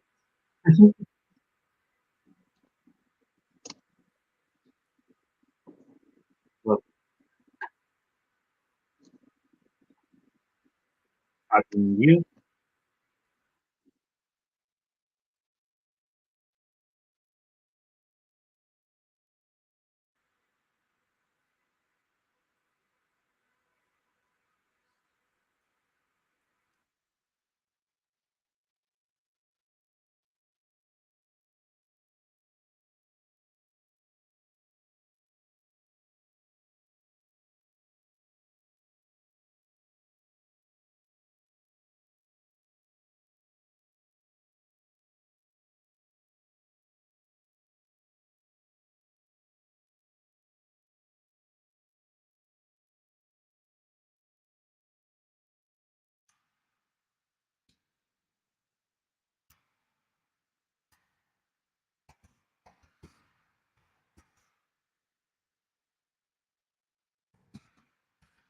I almost think this would be an amazing rap situation. It would take some time to get the tenants out. We need to defer payments either way, but I know majority of her tenants will probably get out no problem within that 30 days, but I have a feeling there might be a couple that she has a little bit harder of a time getting out. Oh, okay. So she thinks she can get them out. Even better. Dude, they're all on 30-day leases right now, dude. That's what she does. She will not do a year lease. She puts everybody on 30 days. That's it. Yeah, I remember you saying that. I didn't know she was getting them out. That's sweet. And we might not even have to defer. We could do maybe just like a 1 or 2 month, 3 month deferral if she can get most of these tenants out. Yeah. Find them a new place to go. Yep. Maybe they can go live in our apartment complex. Right. That's it, dude. Well, we need to hurry up on that then, because. Oh yeah. I think about that deal every day. Like literally as soon as I wake up. It is one that's been in my mind a lot, for sure.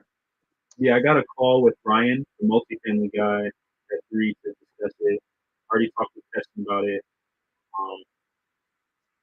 So just gaining insight from everybody on all angles of how to attack this. That's cool. It's gonna be good. Patty's done a good job putting Ethel on her side, so.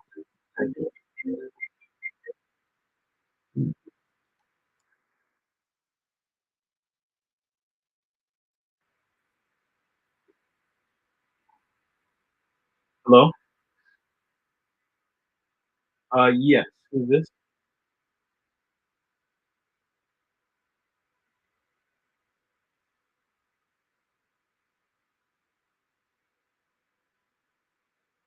Yeah, bro. I'm on here like making calls. I'm on a live right now, just locking up deals and stuff.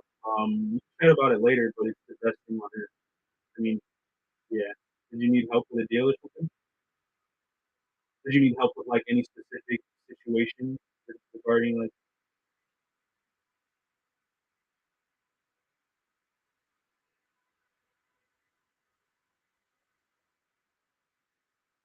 Best thing since sliced bread, man. We can rap about it later, but I'm on a live right now. Substance community is literally the most amazing community ever. Shout out to Face, it's literally the best guy. All right, man. Peace.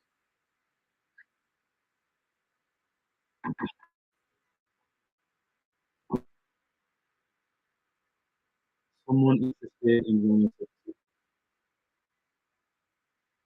Someone's like, go talk to Olu, he's in stuff too.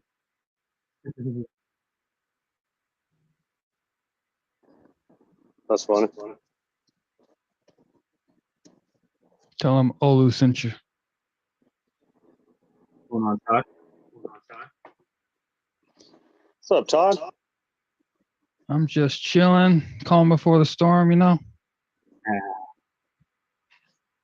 I heard that. This is interesting being in here. It literally is like a virtual office, you know, just like in your cubicles.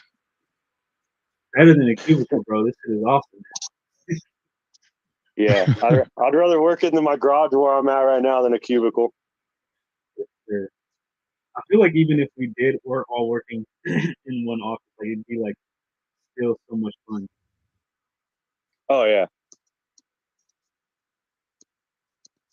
Probably be harder to get work done.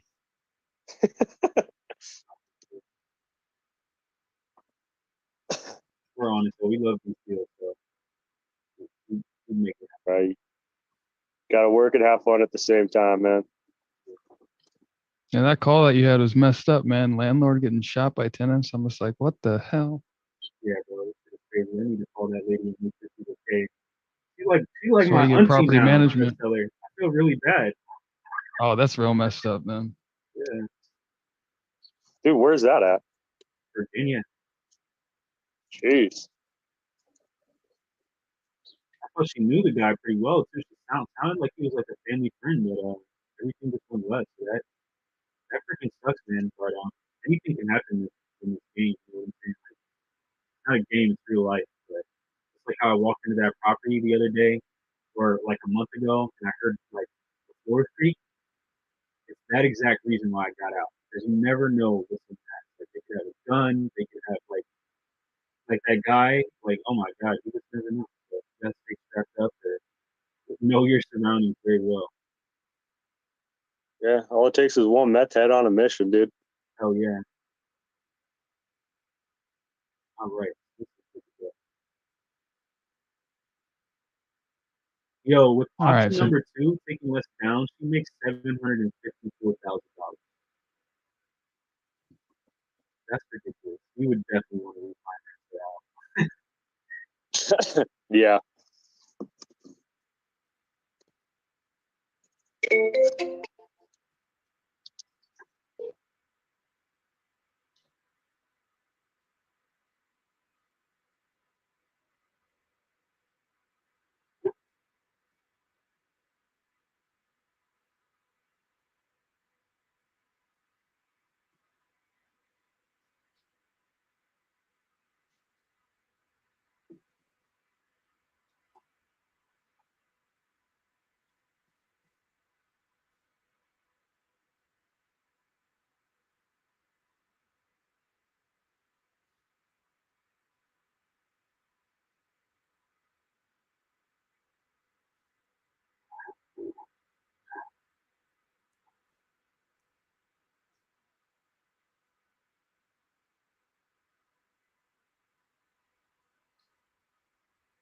you know, there's like a way in Zoom to like save these rooms or something. Not that I know of. It would be clutch though. That'd be too convenient. Brian, I'm supposed to be sending a letter of intent to not Ethel. What was the other seller's name again?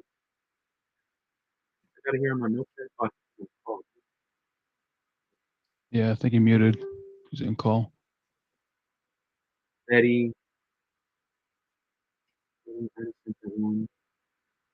Oh, Jose. Not Jose. Definitely got to send one to this other guy from Mo. So let me work on that one back. Yeah, is any in here? I need to teach her how to write up these letters and things. Still frustrated. I know she is. I need to teach her how to do this. Thank God this is what it is.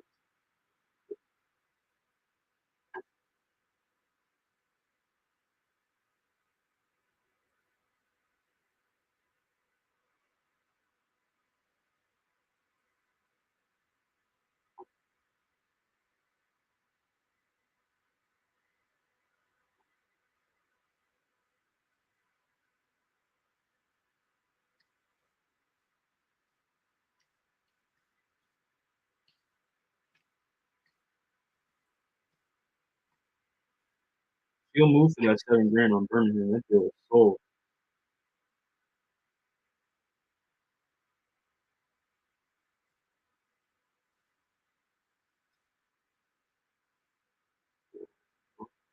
That email bounced.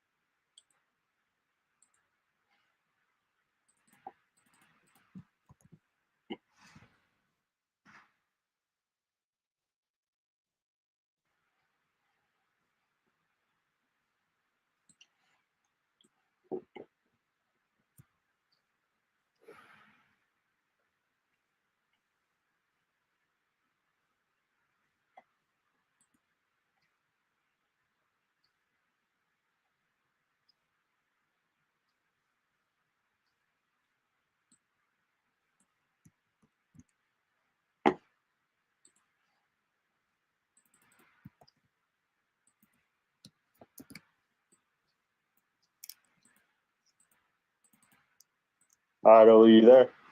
Yes, sir. All right, so it's not a T S A.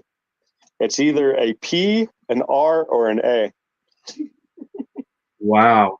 That She said she says she thinks her pen cut out on that letter, and she just can't read it, man. oh my goodness. I can't make it up.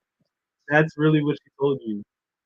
I'm not joking. She's like, I think my pin cut out right there. I can't see it. I can't tell if it's a P, an R, or an A. Did you say when her I said I had granddaughter or her niece is headed back over there?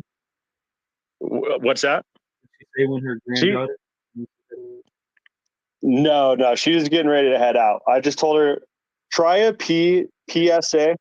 She's pretty sure that's what it says. I wrote down T. If it bounces back, she's gonna try to call her niece right now just to make sure, but I think it's a P. What's so funny to me is that these are supposed to be her. It looks like these are supposed to be her grandkids' names, and so she like doesn't know them first. But I mean, maybe she does. That's why she's saying.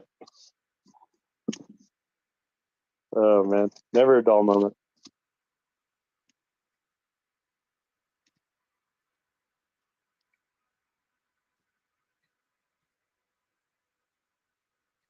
This guy's smoking crack. Talking about crackheads, and I just got off the phone with one. Got one $750,000 for a house that's worth $450. Crack ain't cheap, man. Dude, I guess so. That's why they're asking astronomical prices. Some expensive crack. Is that pure? Man.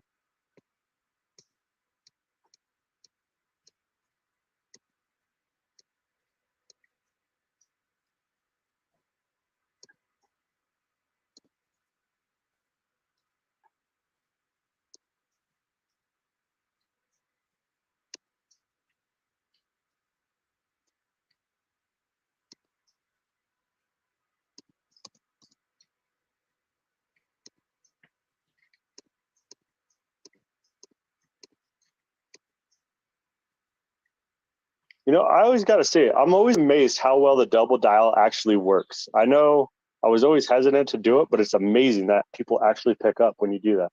Try triple dial, you'll be even more mindful. Yeah, man. Especially when Triple they dial's the new single dial. Yeah, when they use triple dial, they don't even get mad like you think they do. Like sometimes they do, but Even if they do, just be like, "Oh, it was my internet," or "Oh, my phone is screwing up." That's what I just tell them. That's what I tell them all the time, anyways. I did that one time. I double dialed and he answered the phone. He said, all right, well, you called me twice, so it must be important. Yep, exactly.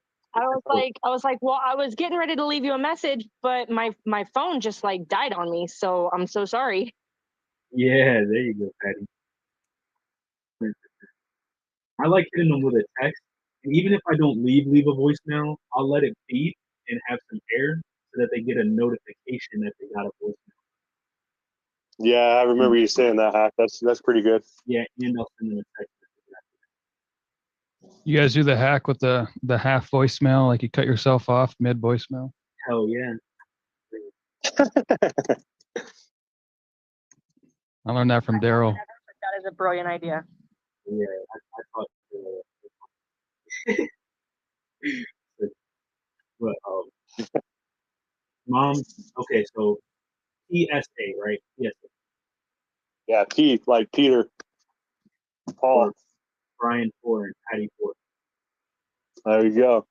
P like poor, man. Load it in here. Let's see if it bounces again.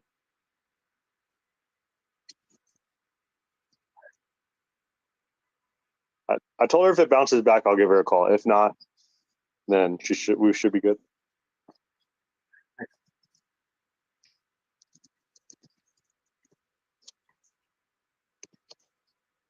got a call with mine.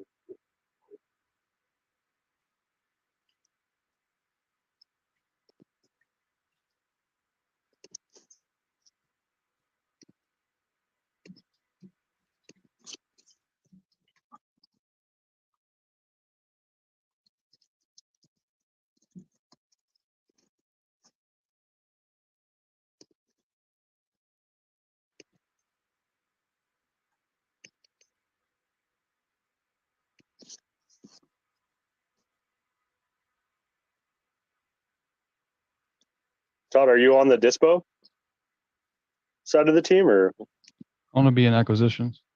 Oh, nice. Right on, man. Welcome.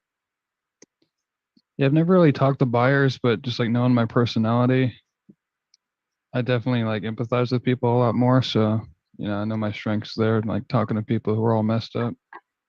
There you go, man. That's what's up. That, and I also want to work on my people skills. So, what better way to sharpen the sword? This will do it.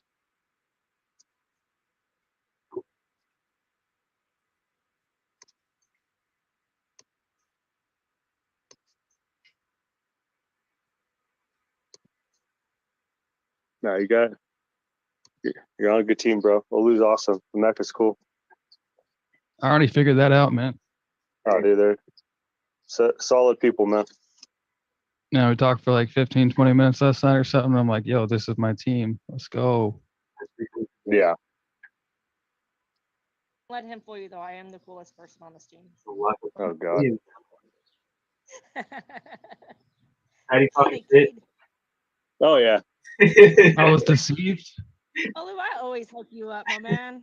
You're like legit my favorite person. Like, it goes Olu, then my son, and then my husband. Oh my god! Yeah, dude, what the hell? Patty's gonna get me beat up now. Oh my god! Yeah. All right, Todd, this team sucks. What did I just walk into? Just messing. Yeah, Brian's gonna Bro, pull up Todd, to Maryland like. Nah. Dude, Todd, my wife and I, dude, we've been together almost 22 years, dude. We don't take life serious. Wow. Just gotta have fun. Live. Sounds like a good wife. She's cool. She's all right. She's all I'm right. a rod. I am like the coolest chick you'll know. Unless you're married and then your wife is like way cooler than I am.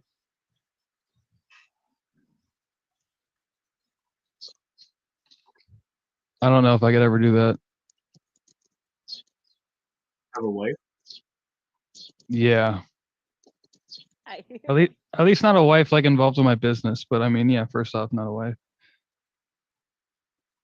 No, we challenge each other. Olu and the team have really encouraged her to step out of her comfort zone a lot. She really has been doing great. She's always been great talking with people, but over the past couple months, the team has definitely helped her build confidence and skills, and she is doing awesome. I was just telling her today, she's improved a ton. Is that quote behind every great man? And it's a great one. Pretty much, man. Accurate.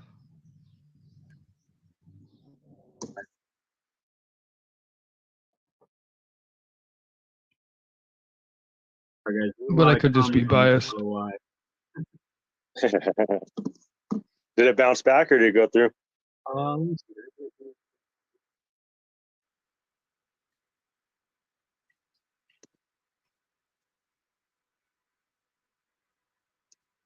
Look. Uh-oh. Hold on. Yeah, it bounced back. Okay, I'll call her back. She said she could call her and get it just to confirm. So I'll give her a call right now. Yeah, I mean, yeah, I would just ask if that's the number 2 or the word 2, and then double check if it's iCloud. Nah, she's pretty. It's just that one letter that she's not sure on. Okay. All right, my friend. Don't worry. Maybe this is the time we need to be on the phone with her daughter. Right. It's her niece. Niece. Sorry. Hello, Betty.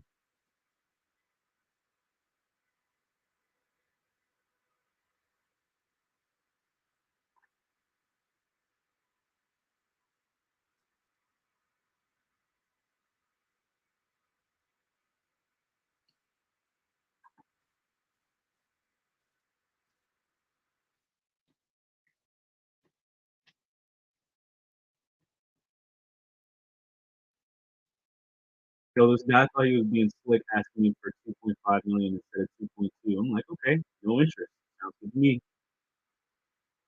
I'll have to give you more money than 0% interest.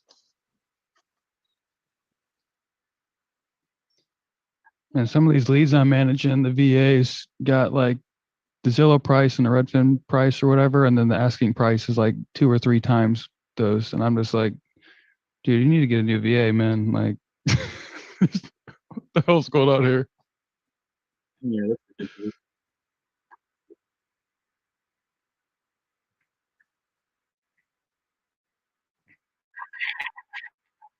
That'd be a great call. So asking price 2 million. How did you come up with that number? I'm seeing 600K on Zillow.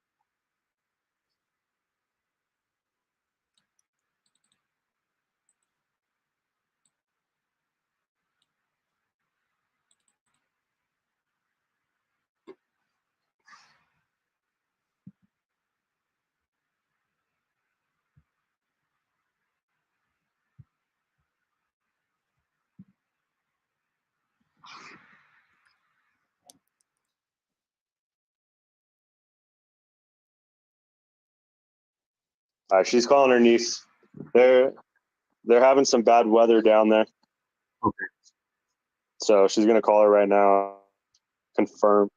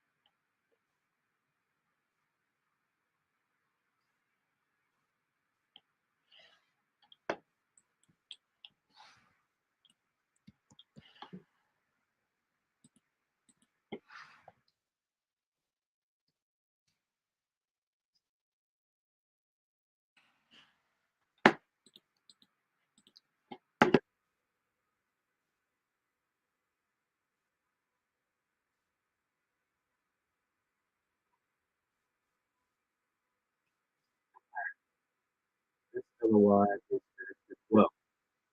Big numbers on these.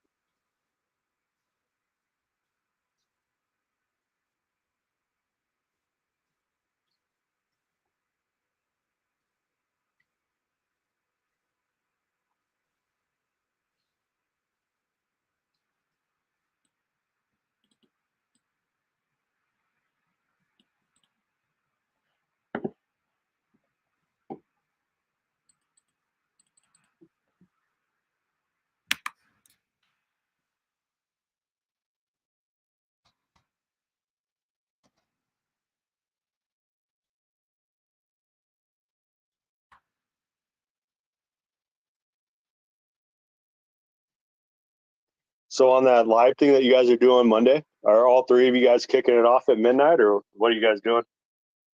Yeah, right now that's the plan. I'll kick it off at midnight. Do a Q&A. Help people out with certain stuff they're going through. Once it gets like 9 o'clock, we'll start making 8, 9. We'll start making calls to sellers for the rest of the day. Nice. Right And on. once it gets like 8 again, we'll start doing like Q&A and stuff like that. That'd be cool, man. Sure, I'll be able to help you guys. It's looking on the strategy. Maybe you guys if there's any space That's good. with a seller, we'll call Let's do it. Hey, Betty. It's true. I can't believe it. I got my other phone here. I was going to put it on it. Okay. It's an A. It's an A, so everything's right. Mom, okay. So Mom, 2, 3, 6, S.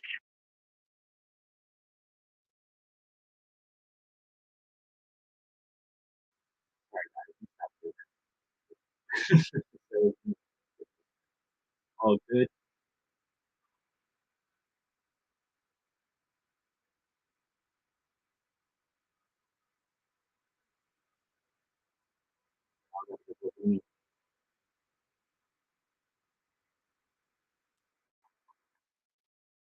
And it's only 130 for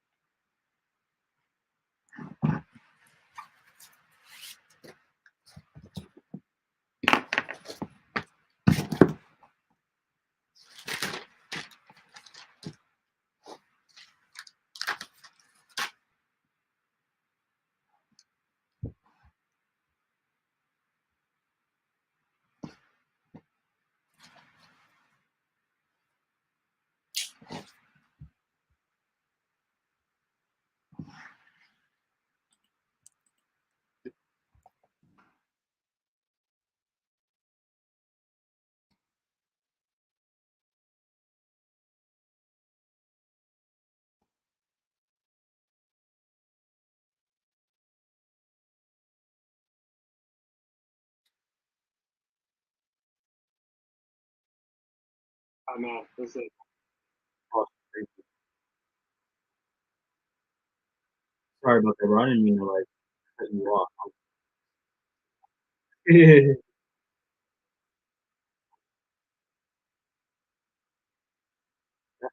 Sometimes I feel bad for people who are watching these things.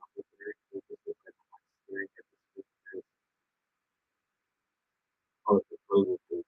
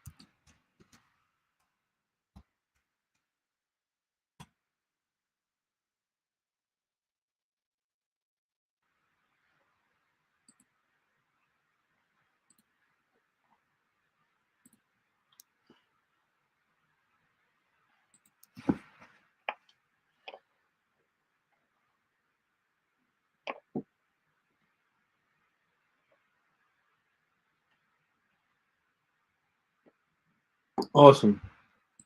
Contracts are out. Let me know if y'all need me to send another one. Let's go.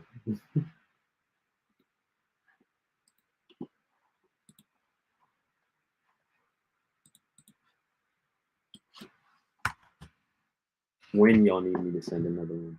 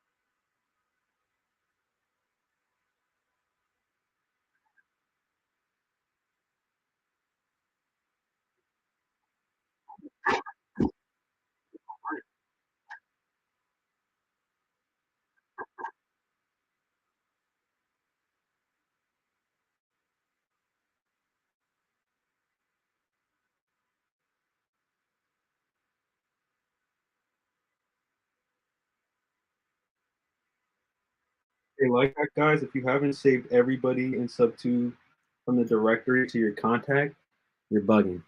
It's all there. You can literally download it into your contact.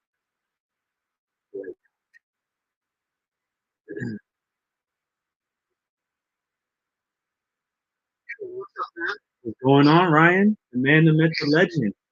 I just wanted to make sure. Can you pronounce it Olu, right? Yeah, bro, perfect. Yeah, okay, cool. I appreciate it, man. Yeah, I'm doing well. Just working away. How things going for you? Same, bro. Just sent out a couple of letters of intent, so hopefully those come back signed. Nice, nice. I know we got to the whole right now and talk, especially multifamily, man. Even though like things are shifting and everyone's a little wary, like people are still going strong with their offers. Heck yeah. I got this 1 3 unit. It's not a big deal, but it has some solid Airbnb numbers. But that one's a crazy out in LA, and then package deal in Birmingham we're trying to lock up too, outside of this other one. Yeah, nice, nice. And what? So this other one, tell me a little bit about like there's an HOA in place, but it's not really being active, or it's not being enforced, or what's the situation? Yeah, bro. So basically, we're right now our main point of contact is the finance chair for the HOA. And what she told me is like no one, including her and the other board members, have paid the HOA fee in like over a year. And so Oh, okay, I see. yeah, so they have like a $500,000 water bill. We've already been in touch with the city at this point, and they're willing to work with her. And she wants to work with us to sell the property. My thing is like I'm stuck with like who signs a contract, and we're also like skip tracing every other owner in the condo complex to reach out to see where they're at. I'm like, do I like have to buy the HOA and like foreclose on them, or like what? How does this even work? Well, yeah, yeah. Interesting situation. So let's think through this, right? Because like I live in an HOA myself, and I used to be before. So with an HOA, they all have some kind of CC and ops, right? Which is going to be their rules, basically. Mhm. And even if they don't call it, most call it CCRs, and like how last year I would assume it's the same year, but yeah, they're really setting guidelines. So it also gets a little tricky because like to evict, right? It's like you're on the right track, but see, of course, in the HOA doesn't actually own the units typically or the properties. Right. And it's all the individual owners. So it's like, yeah, what do you do? So skip tracing every owner and see if you can buy their property. Right. You know, and then like the other thing is if someone does violate the CCNRs or the rules of an HOA, at that point it's up to the board of the HOA which is going to be like usually made up of a president, a secretary, and maybe a couple. Just depends how big it is and how they structured it. But they're the ones that have to go. The board of the HOA has to go and start noticing the people that haven't paid and either fining them or putting like actual liens against their property for not paying the money that they owe. Okay, that's what I was thinking. Because I've seen the HOA liens on like condos before for people not paying. Yeah. Okay, that makes sense. So it seems a little tricky though, in that like I guess my thought is like, okay, so how could you process, like how could you get on that board or get someone like it would kind of depend on how organized they are, right? Like if she's saying she's on the board, they obviously at some point have like elections and things like that. So I guess in my mind, and let me think about this too, and I have a good friend who like runs HOAs in Utah, so I'll bounce this on him too. But I'm like, man, if you could get a seat on that board or something and then start like doing that process yourself, I don't know. But I guess the question I have too is it seems like the HOA is in financial trouble, right? Because you mentioned huge water bill, and I'm sure they can't pay it because no one's paying HOA. Exactly, bro. They're in financial trouble, and this lady doesn't even have everyone's number. And if she's the finance person, I would 100% expect her to keep that. So they must be like extremely disorganized too. Yeah. So that kind of leads me down the top process then of like, get friends with HOA be a good resource for this. Like, okay, what happens when we like, because right now it comes down to it's not actually, I mean, it is indirectly the homeowner, but the city is expecting the HOA to pay the bill. Yeah. So if they can't pay the bill, like what actions do they take? That's one thing, to be honest, I'm not like 100% sure off the top of my head. But there's something that like you're going to start taking action against the HOA, which is also going to somehow trickle down to each individual homeowner, you know? Yeah, not to mention, like, I don't know what the legality there, but if they don't pay water, like, are they going to just like, ship the water out to this place? I don't know, you know? It sounds like they're trying to avoid that because the city has.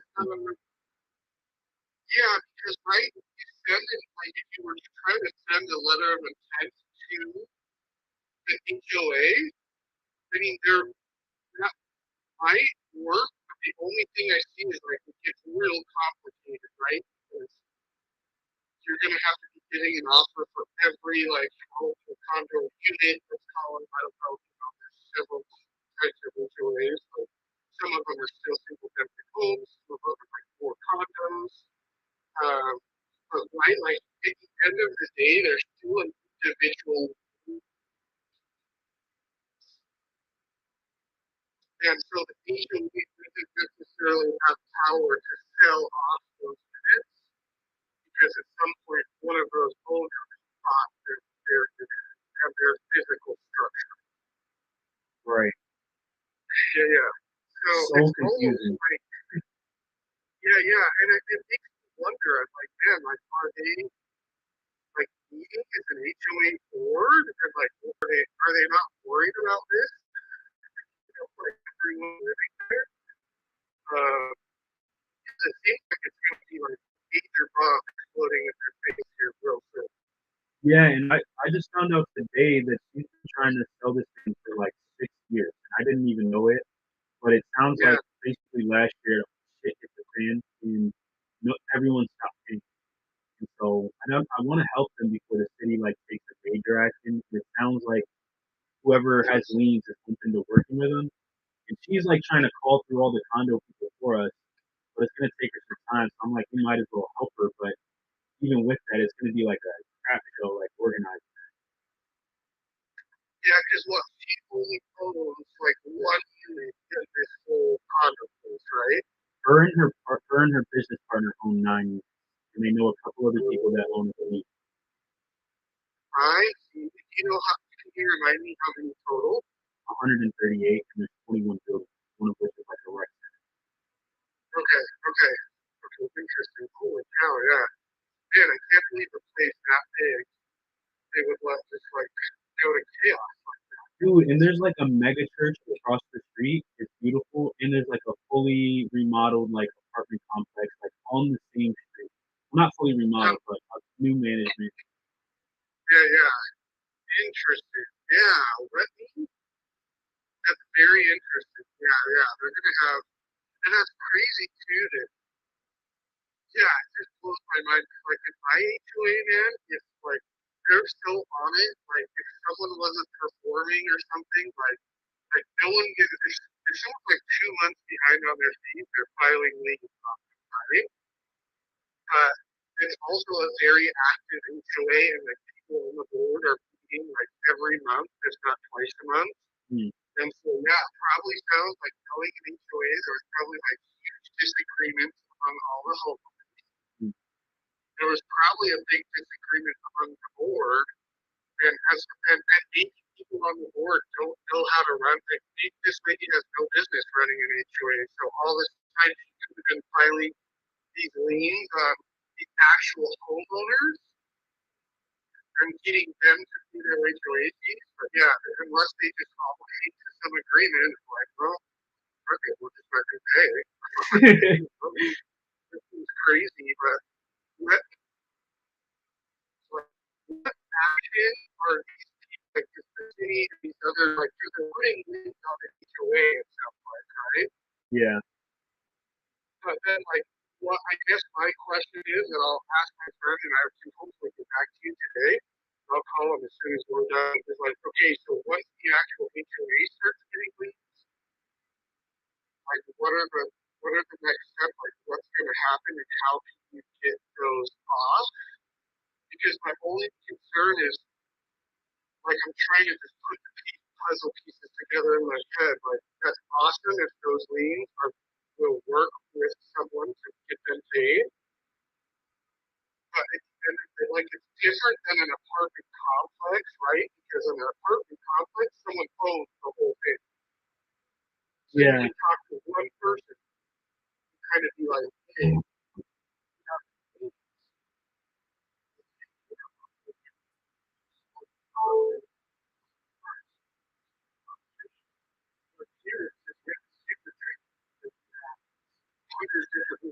maybe there's homeowners right here that have multiple. You could potentially have like 100 different homeowners that all own their condo that they're going to need to get paid to actually sell it. Yeah, we're thinking there's probably about 70 of them. So a lot of people own multiple. On average, probably about 2. But we're seeing, man. And then that's just the first part. The second part is like, how do you rezone this to turn it from a condo into like an apartment complex? That's So people have done it. I do think at that point you're going to have to go to the city at that point. And just, like if there's apartments nearby and stuff, that's a great signing, right? Because if it's in just like a residential area and it happens to just be this like one condo complex, there might be some, like the city might have some problems with that, right? They might be like, well, we don't want to change this zoning. But and then the other stuff is just getting those CCNRs like disbanded, right? At this point, they're like invalid, but we're gonna have to get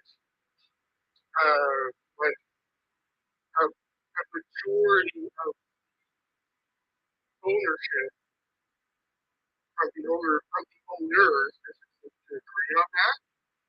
And so, what might be really helpful if this lady you're talking to is on the board, I would ask her if you can get a copy of the rules and regulations for the HOA. Like, see if she even has them. And if she doesn't, at least in the tower I have, when you create that, you have to go file that with the county, and it is public record. So that might be a possibility as well. Hmm, I like that. Yeah, that'll give us a lot of background info too. Yeah, so I would see if she has, like, the easiest option is just gonna ask them, hey, you have your rules, your CCNRs, and the rules and regulations for the HOA, and see what she says, and see if she can get it to you. If not, we can try to just track it down, but that will probably tell us a lot. Like, if I CCNRs, it tells you to make, like, for a vote to pass, like, something to pass within the HOA. Like, example, they were like, oh, we're spending too much money keeping the hot tub there in the winter. So let's have a vote. Everyone okay if we turn the, like, we either have to pay for each month to turn the hot tub off. So they have a vote. Something like that only requires, like, from the majority, over 50% to agree. But if there's violations, like if it's a change to the, because the hot tub is a HOA policy, it's not written into the CCNRs. But if you have a major change to the CCNRs, you have, or the rules, you have to have like 80 or 85% plus, which is like agreeing vote with the owner. And Oh, see, man. that's like, that's not set in stone. That's just how ours was structured. And each HOA could be different. So that's why it would be really key in getting those rules and regulations. Because then we might be able to narrow down. And I know when I call my friend and talk to him and manage his HOAs, he can ask wants to look at those and kind of see. And I can think that it could be a huge packet of like 50 pages, but we'll just have to sift through and it won't take too long to kind of figure out, okay, what are the voting percentages, like what are their procedures here? Yeah. And that would be some really good insight on potential ways to proceed. I got you. Yeah. No, So, that makes a lot of sense to me. so I'll call in and kind of figure out like, okay, what's going to happen? What do people do next after the leave the HOA, right? Because, like, I don't think that might prevent anyone from buying and selling until that lien is paid. And I'm assuming, I don't know, but I'll ask him that. And then if you can find those CCNRs, that would be super helpful. And I'll give you a call like after I talk to my friend. And if you can't get those, like I said, probably look up online and on the county website and see if we can find something there. For sure. Okay. Yeah, let me I'm gonna hunt that down. That's some good game right there.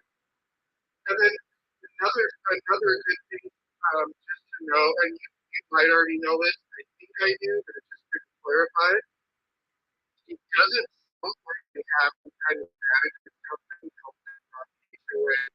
Oh, okay. Or mine, but it would be good to know if they do. I never even Example, thought of in my where I live, we run the HOA, but we have a management company that does all of our accounting and pays the bills. So, just good to just clarify if there's any kind of management company involved. If not, it's probably better, honestly, just because that's one more layer into work through. But yeah, good to clarify. But yeah, it probably sounds like they're just running it and managing it entirely themselves. Yeah. Holy crap. Now this conversation has offered a lot of clarity to me, Ryan. I really appreciate it. Dang, I never even wow, it goes deep with these HOAs. This is a whale of a problem for a whale of a deal. Really good. It's like it's a little messy and like kind of almost even overwhelming. But at the same time, like yeah, you have someone that's in that much pain, like that's huge pain, right? They can't even pay their bills. Like what are they gonna do? Yeah. Figure out something. And there's a lot of people that own multiples and they're not their primary residences and stuff. Like, probably the majority of them might be to that point of just kind of like screw this, let's just sell this, and get rid of this problem. I've even heard some of them might just want to give it away. Yeah, right? And they're like, what? I have to pay like 20 grand for fees? Like, I'll just sell it. Keep this, just keep the problem. Yeah. So, yeah, I would do that. Like, kind of simply focus on getting those depends on those rules. And then I think after talking to my son with parents just with the kid, I feel kind of bad. I'm like, whoa, there is a lot. So they haven't given me like an answer. But I think it's one of those things where we'll have to find out the things. That makes me come up with the solution. Yeah. No, that makes a lot of sense, man. Okay. CCNRs. I'm gonna tap in with the seller and see, or Brian on my squad, he's gonna tap in with the seller and see. And if not them, then I'll hunt some stuff down on the website and see if I can find it there. Yeah. So to clarify too, the CCNRs is a core system abbreviation.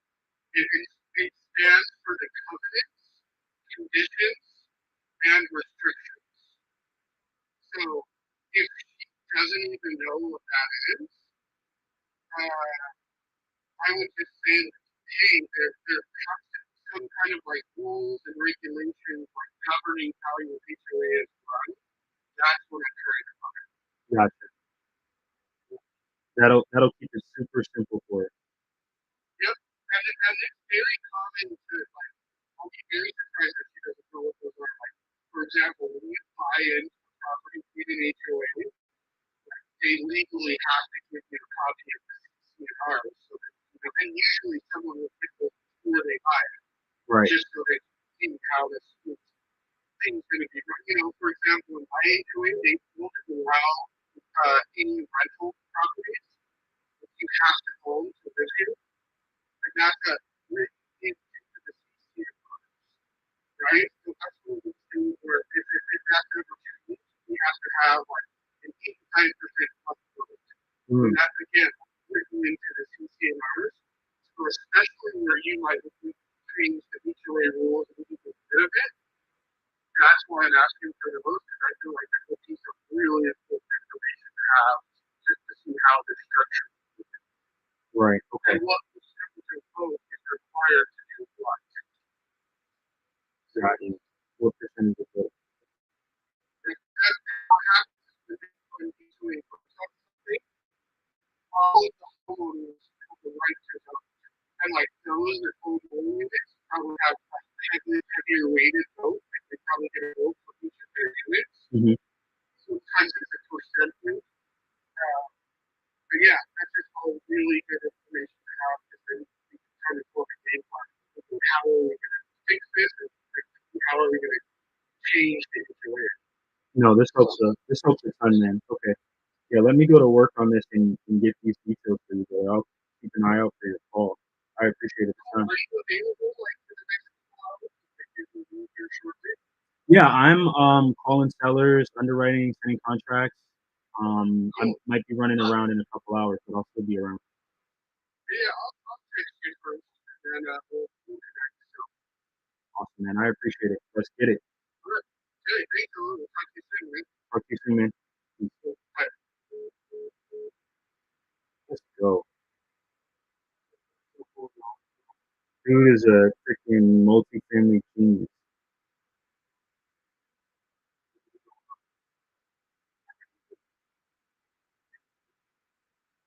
Freaking- Yeah. What did they call it from Timmy Turner? Right.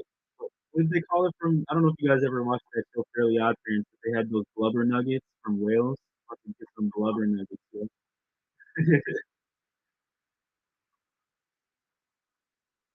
I watched that when I was a kid.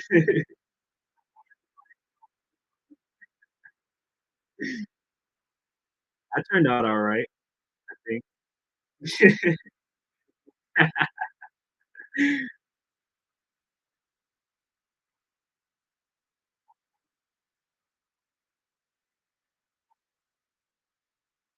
Yeah, see if she has those CCNRs, and I'm gonna also research you as a trainer just to see.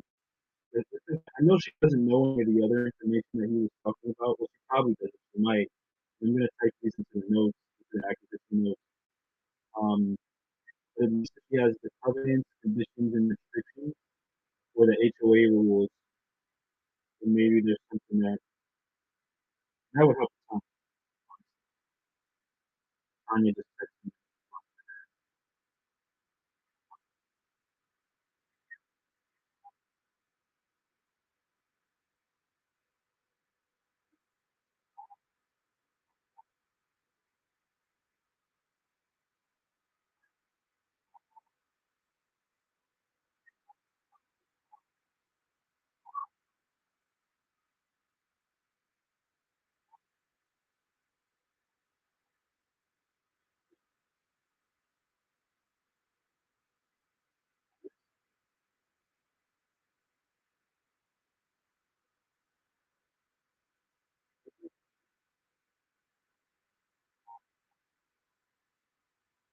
Exactly. Yeah.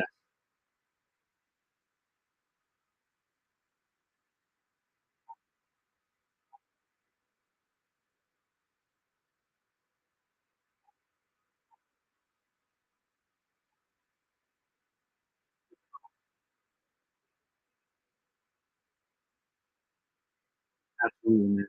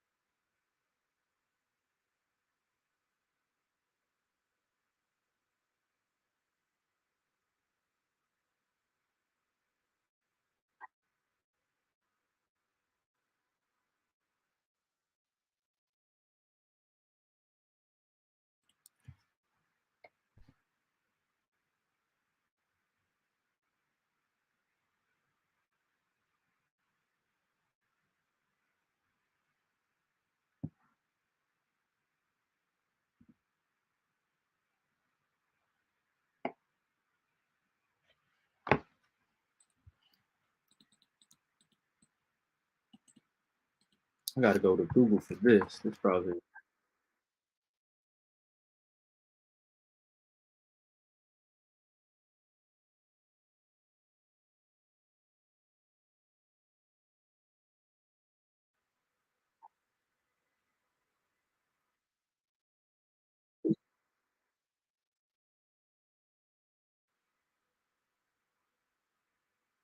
Uh-oh.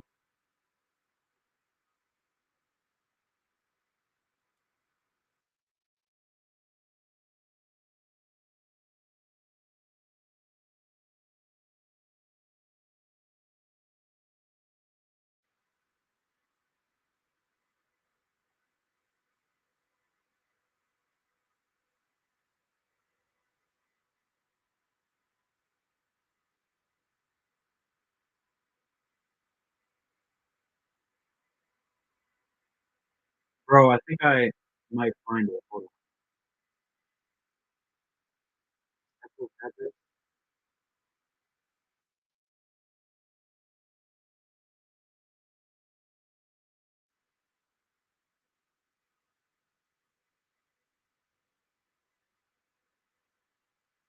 Bro just dropped a life hack bomb. We're about to figure this out way faster than I even thought. Hold on. Ooh. Well, let me share back this thing. Yo, my man Carlos and Zinni, and not my man, but my gal Zinni, my guy Carlos sent me this.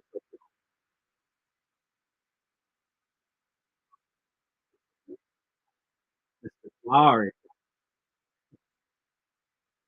Bro, we're working on this 138 minutes in Alabama. Hey man, I just want to know how can I be like you, man? Dude, bro, I'm trying to be like Ace. I think you're already great, bro. You don't need to be like me. You're already amazing.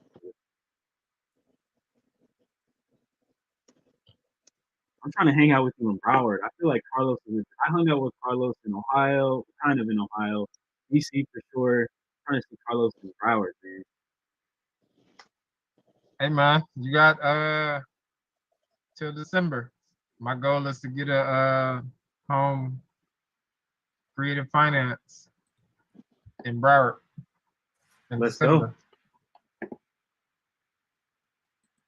All I know is when I followed Carlos on Instagram, bro, your soup game is strong, man. I haven't been on Instagram in forever.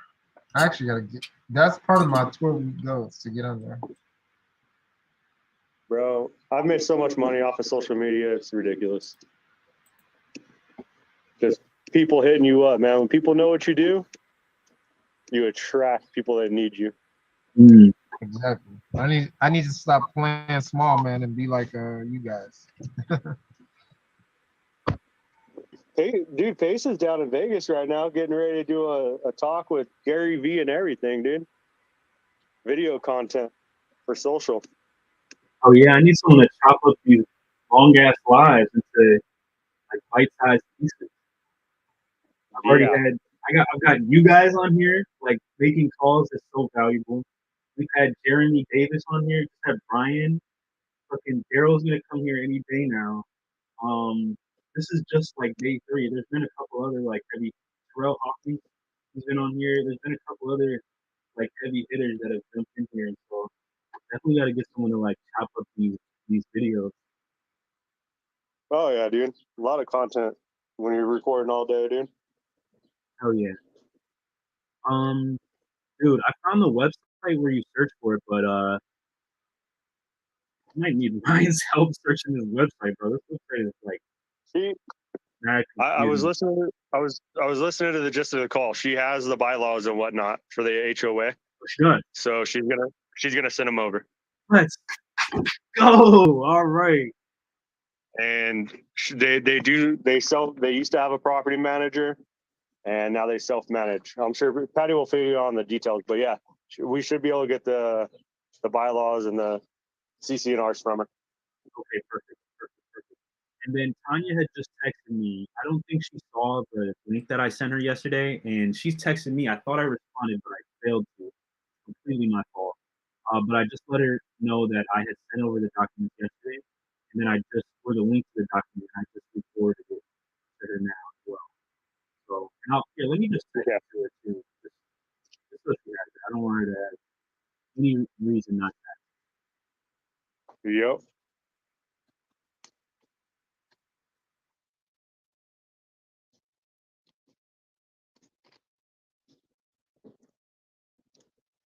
Is there a home button on the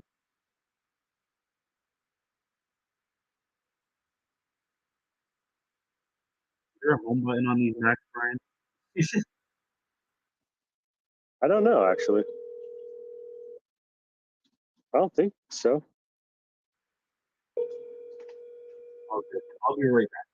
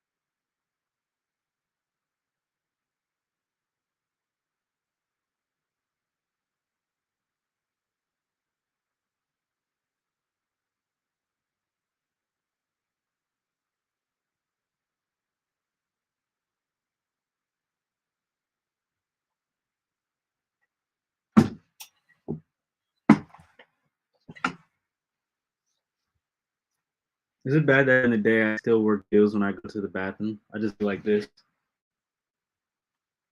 Oh, you guys can see. I just be like this.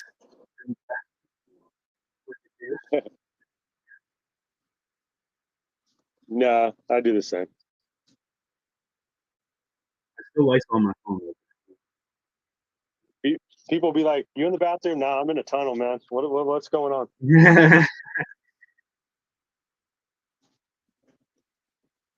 Hey, I updated the email for Betty. You got it. Okay, cool. You already sent it out. Cool.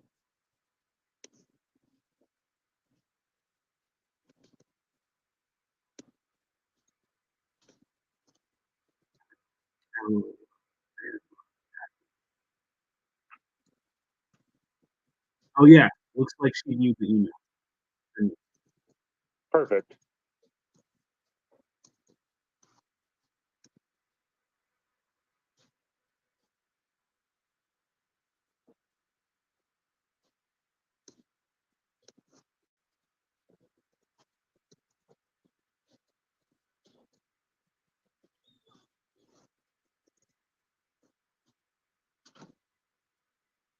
What?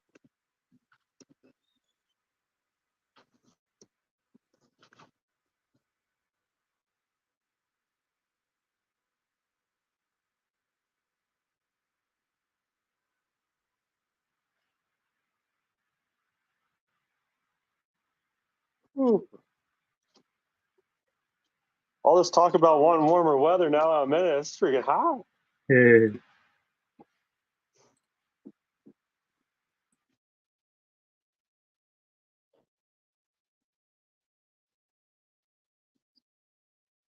Freaking 96.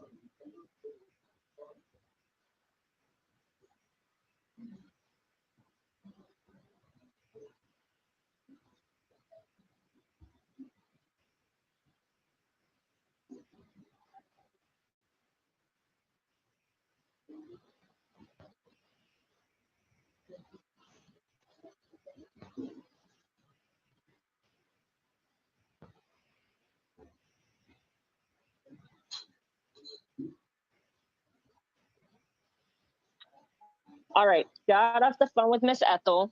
Sorry,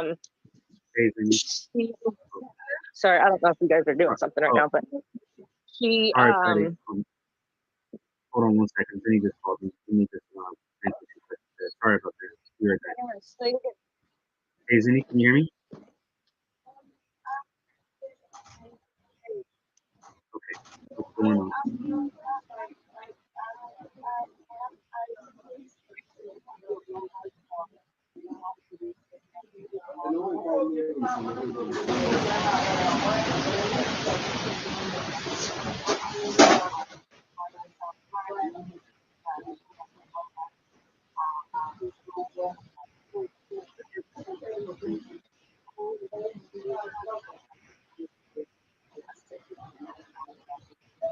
Oh.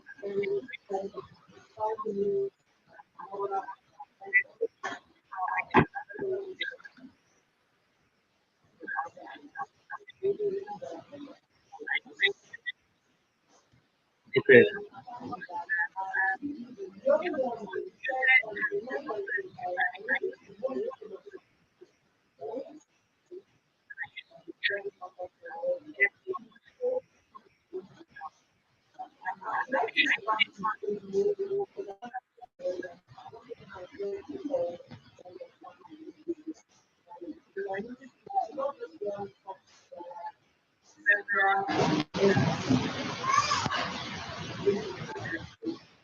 Yeah, so yeah, that's going to be a whole project. We're probably going to need to do like a like a 10-minute Zoom later tonight, me and you are kind of doing it.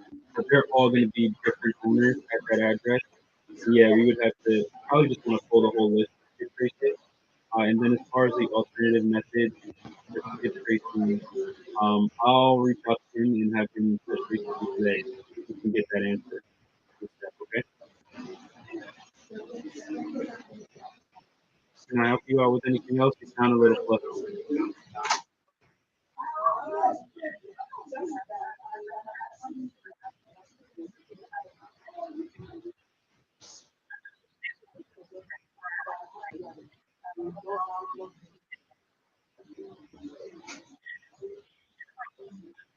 Okay, I'll make sure. I'll make sure that your laptop gets clean and sent out in the mail today. Okay. Yeah, absolutely. And thank you. You're crushing it. You're doing amazing. Smile. It's a good day. I appreciate you so much. Absolutely. Talk to you soon.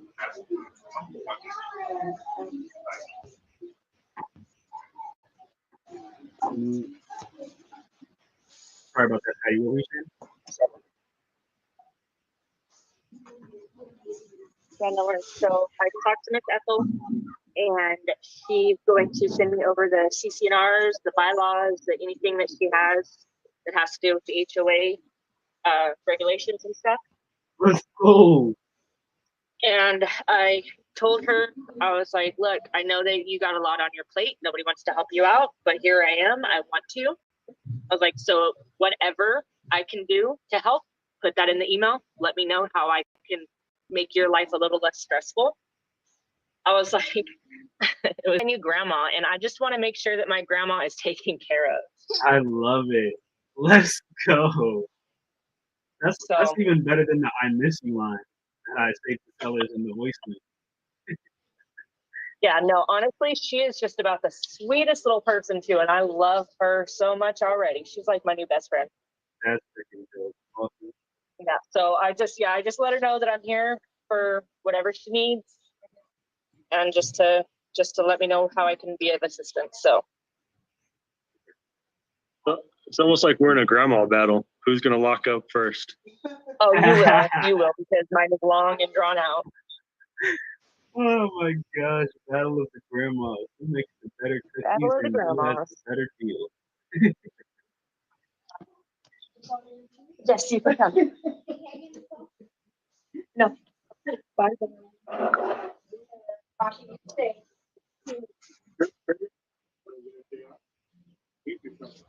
Oh, my bad.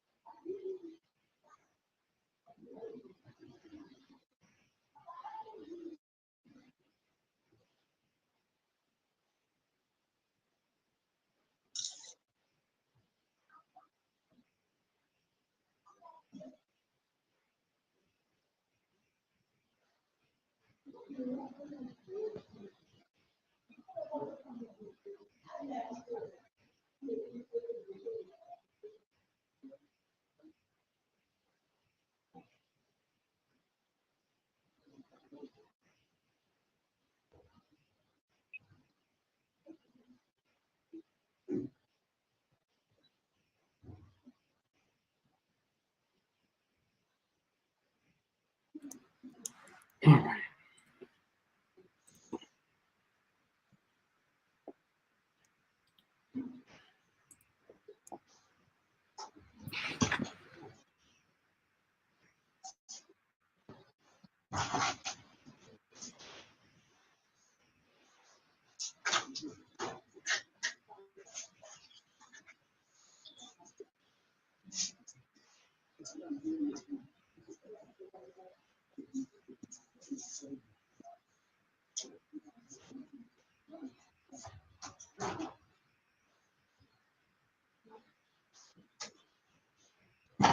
got the bylaws.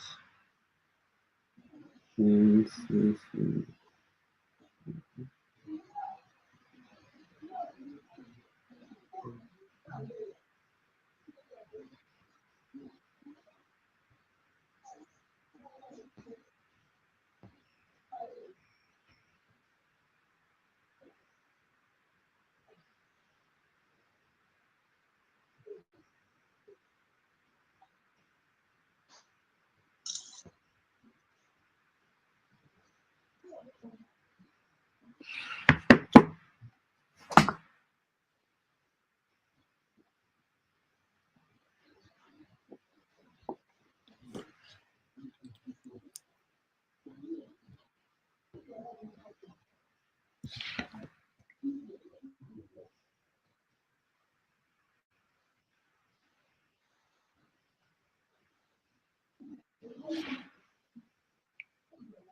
Hey, Brian.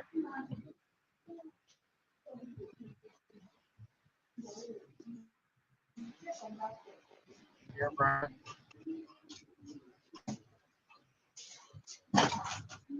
Patty, you there?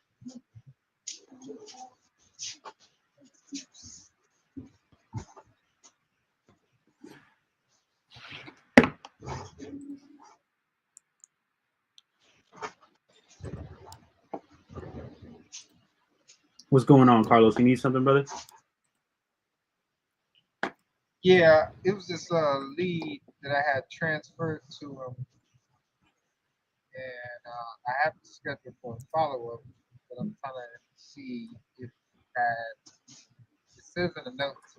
I guess if he communicated with them, I don't want to double communicate. Okay. Do you know which lead it was? I might know off the top of my head. It's Ram KC. Oh, I'm not sure. I haven't heard much. Yeah, I would wait till they get back. I don't know about that. Oh, here comes Patty. She's connected to audio.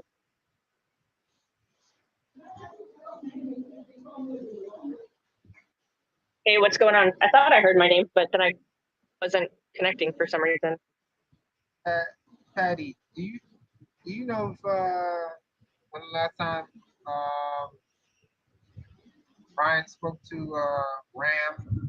His name is Ram KC in the podium. Ooh, I have absolutely no idea, but I can give him a call and ask him. He might be on the phone. That's probably why he's not answering you. Okay. Yeah, no, that name doesn't sound familiar to me, so I don't know. It says he spoke to him on 515, but I guess the dude didn't want to sell to a large company. But I'll follow up with him and see what he says. Okay, cool.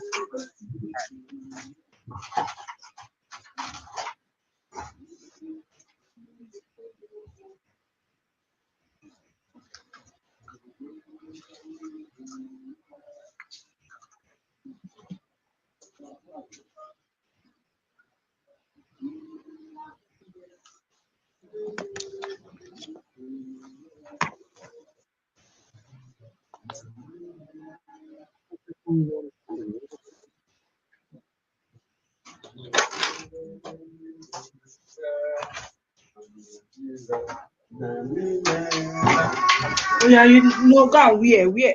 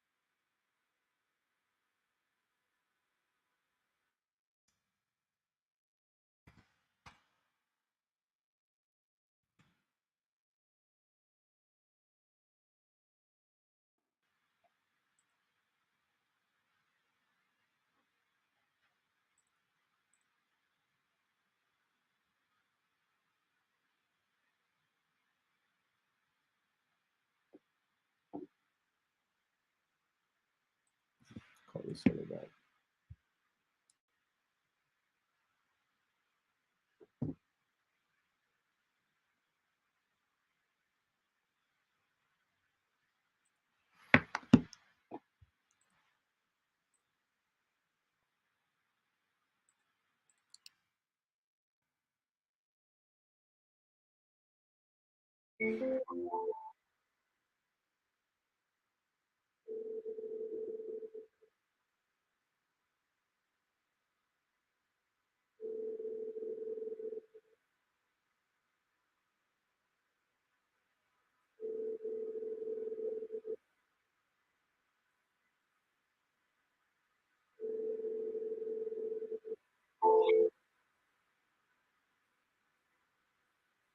Why, when I call up my computer, does the seller's number show up in the screen?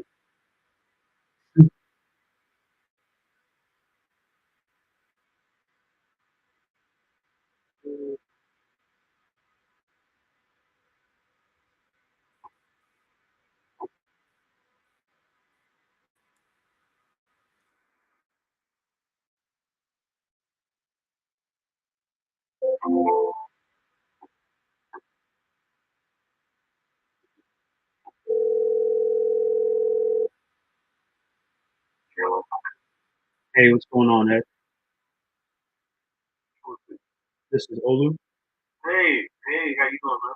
Oh, I'm blessed and highly favored. Did you get my reply the other day about your PDF? Yeah, brother, I've been texting and calling you back, man. But you know what it is? Uh, You gotta call me on my house phone because I'm down in the basement for the last couple of days. oh, I got you. Cause it's been hot as heck upstairs, Yeah, I bet, yeah. man. And I just been, and I got a lot of like a 70-inch TV down here, right? Oh, It's locked crazy. in. That's the man cave. And I still, when I talked to you the other day, right? I don't know if it was your fault or my fault because I was just crazy. I got you. I got you. No worries, man. I did get your message, and I talked with my partner about everything. I think we're close. You know, I just want to make sure it's a win-win for everybody. And that's why I gave you a particular number because I knew you needed to talk to your partner about it, you know, because I know it's not that much, but it's a little bit more than what you guys expect. Yeah, it is. And what I'm thinking is, I think for the cash, like I really tried to give you my highest and best. Uh, I could get them to come up probably another $4,000 to the 240, so it'll be all cash 240. But the other way that I was thinking about it is if we did one of the overtime options, I'd be able to get you a little bit more money as a whole. Okay, but again, like I said, my priority is building the house of North Carolina and trying to move my footprint from the DC Maryland area down south. Yep, So I told exactly. you I'm working on Florida and North Carolina. Exactly. Because which means I gotta get rid of one of these properties. And I'm comfortable in the house that I'm living in there because this one got the garage. I respect it. Right, this one got the garage. Right. And I mean, I could be way wrong here, but I think, what did you need to start the build? Like 20 grand? No, I wanted to have 30 grand on the books down there. I wanted to have 30 grand on the books down there in North Carolina to start the bill. Okay, I got you. So there's a couple of ways we can do it. And that's why I was saying, because I wanted to reply back to all three of your offers, right? But that's what we were talking about on the phone that day. When we got home, I was not able to come. Oh, I got you. Your PDF is not a standard PDF. It comes through a sign request. Formatted PDF. Are you know that your system created that document, right? Yeah, see, see, my partner, he's the integrator. He does all that techie stuff. You know what I'm saying? Right, and I get it. I'm a techie guy also, and that's why I was telling you when I was talking to you. All I was my intent was to get to that's why I still have the ecstasy because I wanted to give you comments back on all three of them in the PDF. I got you. But your PDF is a system generated PDF. It's not like a regular PDF document that you could give them. I told you I wanted to just attach a balloon to each one of the three each one of the three offers, right? And give you my comment. Okay. Well, that's not an issue. What I could do is if you can send it to me, we would be having a different kind of conversation right now because you would see all my topics of concern for all of them. right. We'd probably be sending earnest money deposits right now. Exactly, but I couldn't do it, and that's why I told you the house that that's what I wanted to do. But when I opened the document doesn't allow me to comment.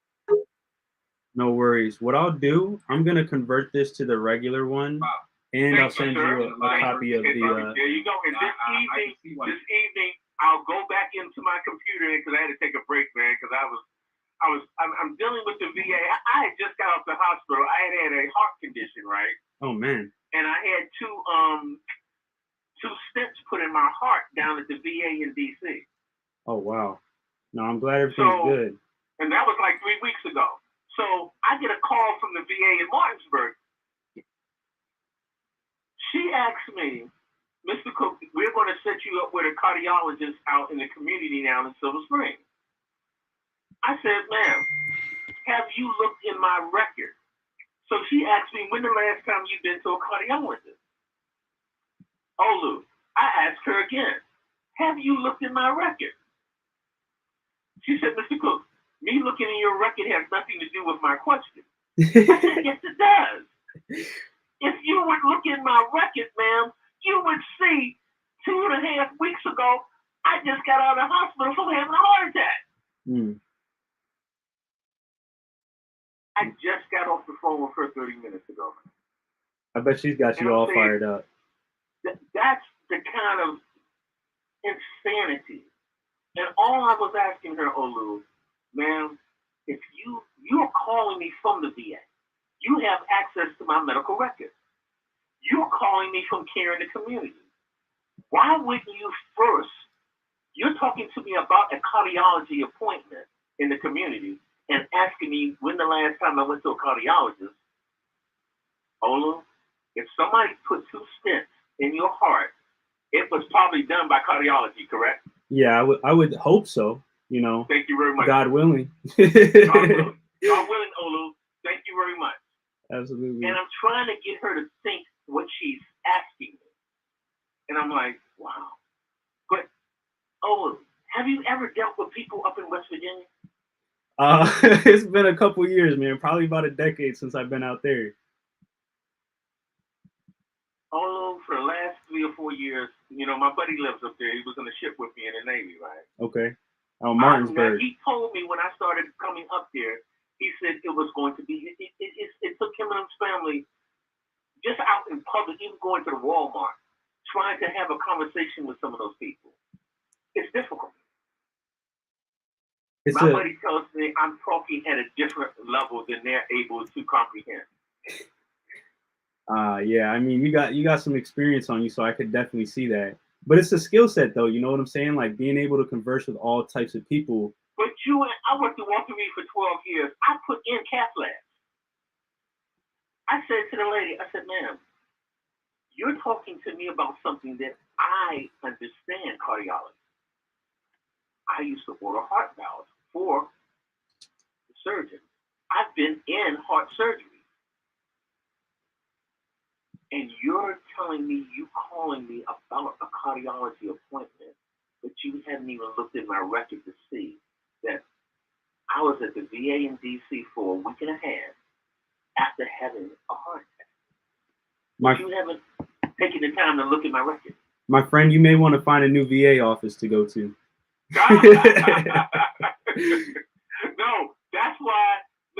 Olu, that's why I didn't go to Martinsburg. That's why why I went down to the VA in DC. A good choice, my Because- friend. It's something about the way that I communicate, and she still didn't get it. All she had to do is look in my file, right? And the most recent thing she's going to see that Mr. Cook 2 weeks ago was in the hospital because of a cardiology issue and had 2 stents. That was answered her question, and she would see that the VA is following up on my cardiac situation at the VA in DC. She would see it. Yeah, that's disappointing to say the least. Right. And that's all I'm saying. She must have came to work hungover. Yeah, but and that's why I've been trying to rest a little bit more and taking my medication and everything. And that's why, I did as much as I could with the grass up there. Then it rained again. Oh yeah, well if Just you need, raining on and off, and then it got hot, and I'm like, okay, I need to cut the grass in my house because I got because of my heart condition, I got me a self-propelled lawnmower down here at the house down here. well listen, Ed. I mean, I don't want you out here in the heat working, man. I got people who do that stuff. No, and I was going to take you up on that, but let's deal with this other situation first, because I saw you had threw that offer out there when I was up in Columbia, right? And I may want to use that services, right? Because the VA is trying to help me with some of those issues right now. Okay. About my yard and everything, because I can't get out there like I used to. Yeah, no, I get it, man. I don't even like doing that. That's why I just go to Home Depot. But I Like, used to do it for exercise, right? Because I'm not walking as much as I used to because I had another stent put in my heart back in 2019. So I had to slow things down a little. That's why I've been trying to tell you, although I got to get down to North Carolina. I got to get out of this stressful area. I got to get out of this traffic. I got to be near the lake so I can just walk across the lake, go fishing. go fishing, man. Well, shoot, before you leave, man, we gonna go on a couple hugs, man. I'm gonna help you. Try to help as much as I can. Something. I'm telling you, man, because I'm gonna tell you, I do like talking to you, man, and it's a pleasure every time I speak to you. You too, brother. I just sent over a Word document with the offer and a regular PDF, so you should have both in your email now whenever you feel up to it. I'll send it back to you this evening. Absolutely, brother. No rush. Take your time, man. Not a problem. Thank you very much for following up, Olu. I appreciate that, brother. And like I said, I enjoy doing business with you, and we're going to do some business, man. Hey. I enjoy talking to you. Hey, let's make something happen. If not on this one, we'll definitely make something else happen. Not a problem, brother. Talk to you later. All right, partner. Bye. All right, Olu. Bye. Yo, let's welcome my guy, Dispo Den. Oh, he's on a call, it looks like. It's in the Dispo Den.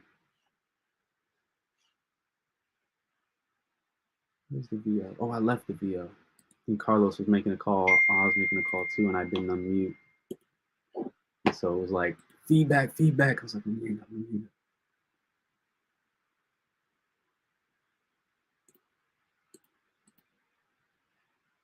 Guys, so why did I send that guy just a regular one? I have massive rapport with him. Like, you could tell on the call, like, I have massive rapport with him. Like, of course he could go shop it, do whatever. I'm not afraid of that. I'll just scorch earth. Like, I literally am the best solution provider for this guy. No one else is going to be a better solution than me. I know that. I believe that. And so I'm okay with sending him the offer so that he can make his comments so that we can come up to a decision. Like, I texted him the cash thing. I sent him 3 offers. He looked at the cash and he liked that. And so he just responded. But obviously he's going through a lot, so he couldn't respond to everything else, which I completely understand. So yeah. Let's join back into this virtual office.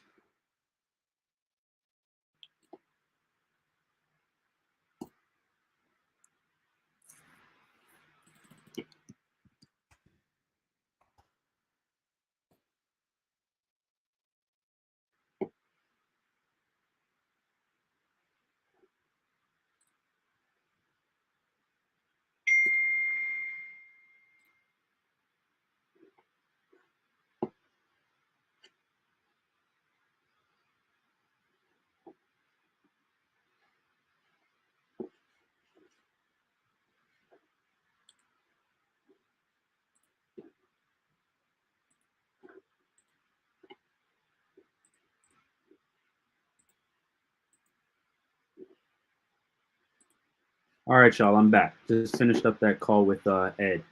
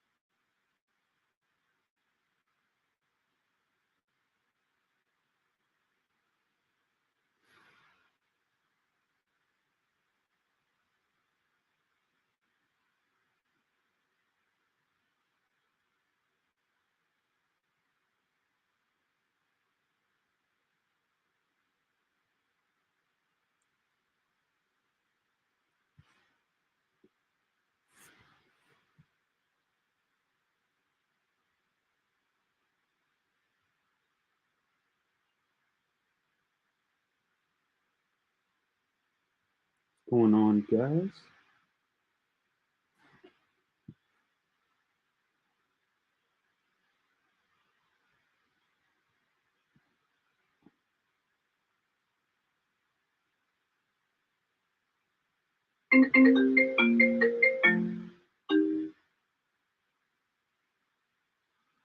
What's going on, man?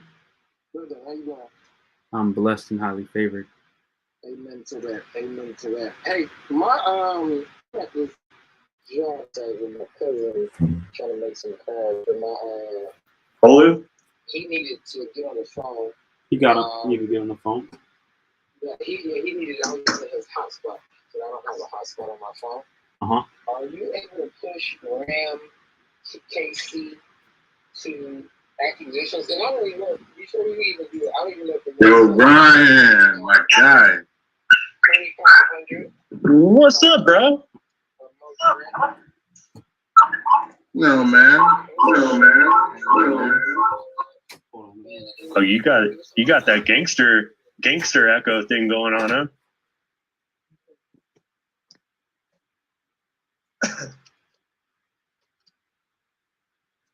I think I know what it was. It's because I got my phone.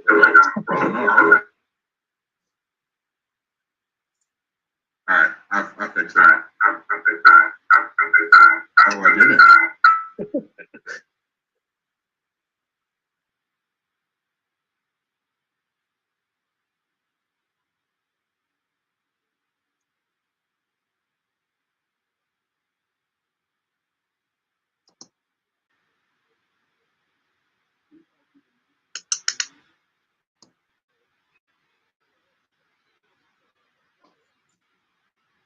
All right, what went out?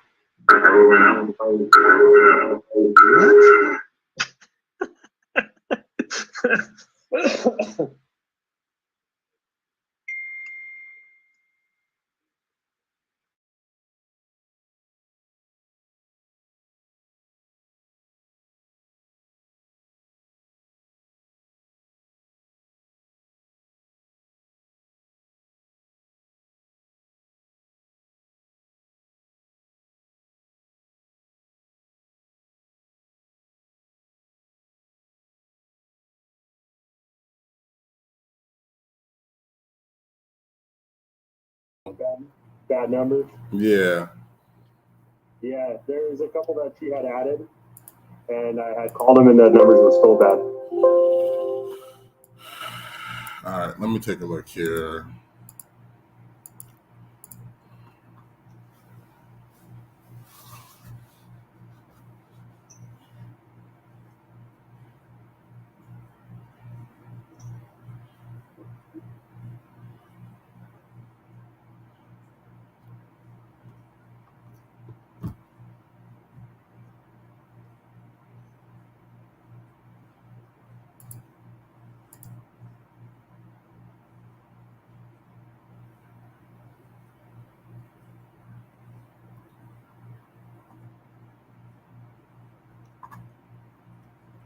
Which is the one that you saw today that was still bad? Let's see.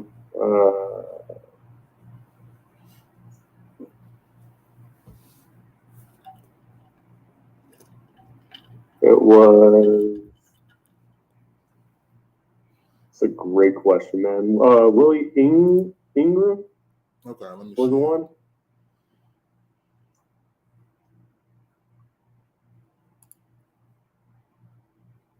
Yo, this echo is OD.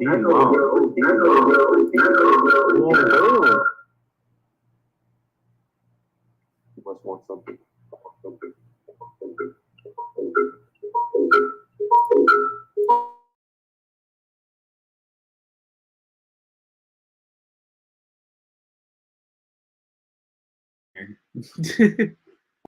Dude, whenever I hear echo like that, I always think like going, like we go to the fair or the carnival and you go to that, and all you see is yourself like 400 times all the way down. Yeah.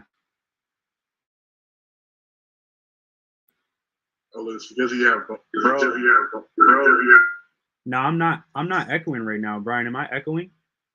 No. I'm not echoing right now. So Betty called me back. They got the email. She likes the offer, and she said if we could get to 2K, we pretty much have a done deal. If we could get to 2K a month. K a month. She talked about a higher interest rate, but I just told her we need to kind of keep it there. So, but she likes it. She's getting frustrated with all the calls.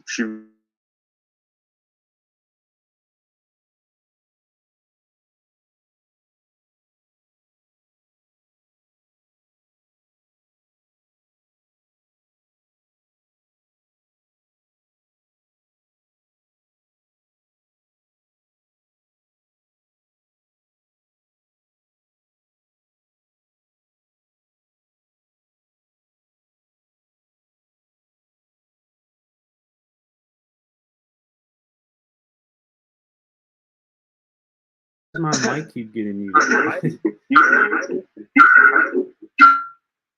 Yo, she didn't mention that. That's why. Because I told her this. I said I talked to my team, and you know how to do it? Okay.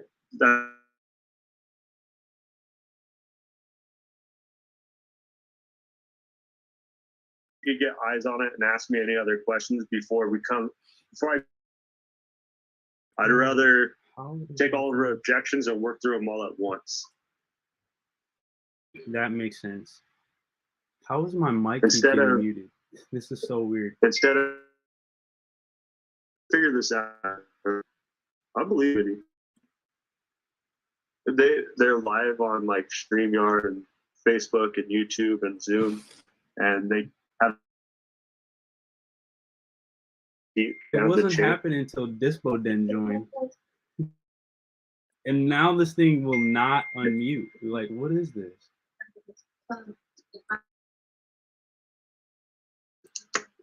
My daughter is asking about, she's like, what's the problem you guys are having?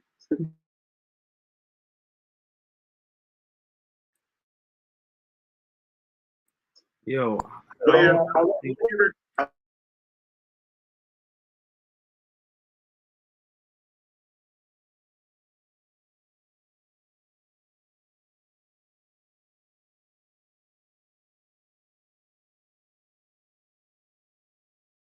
Because if you have your shit,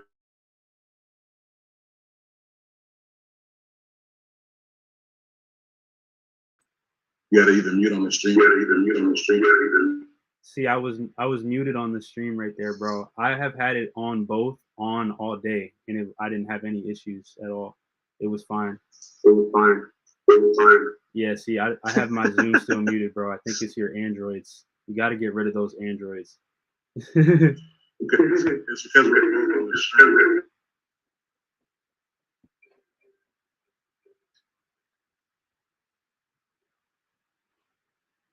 Yeah, we're gonna have to figure this out, bro. I could leave the stream so that you could do the dispo thing. I don't need to be on here anymore. You want me to do that?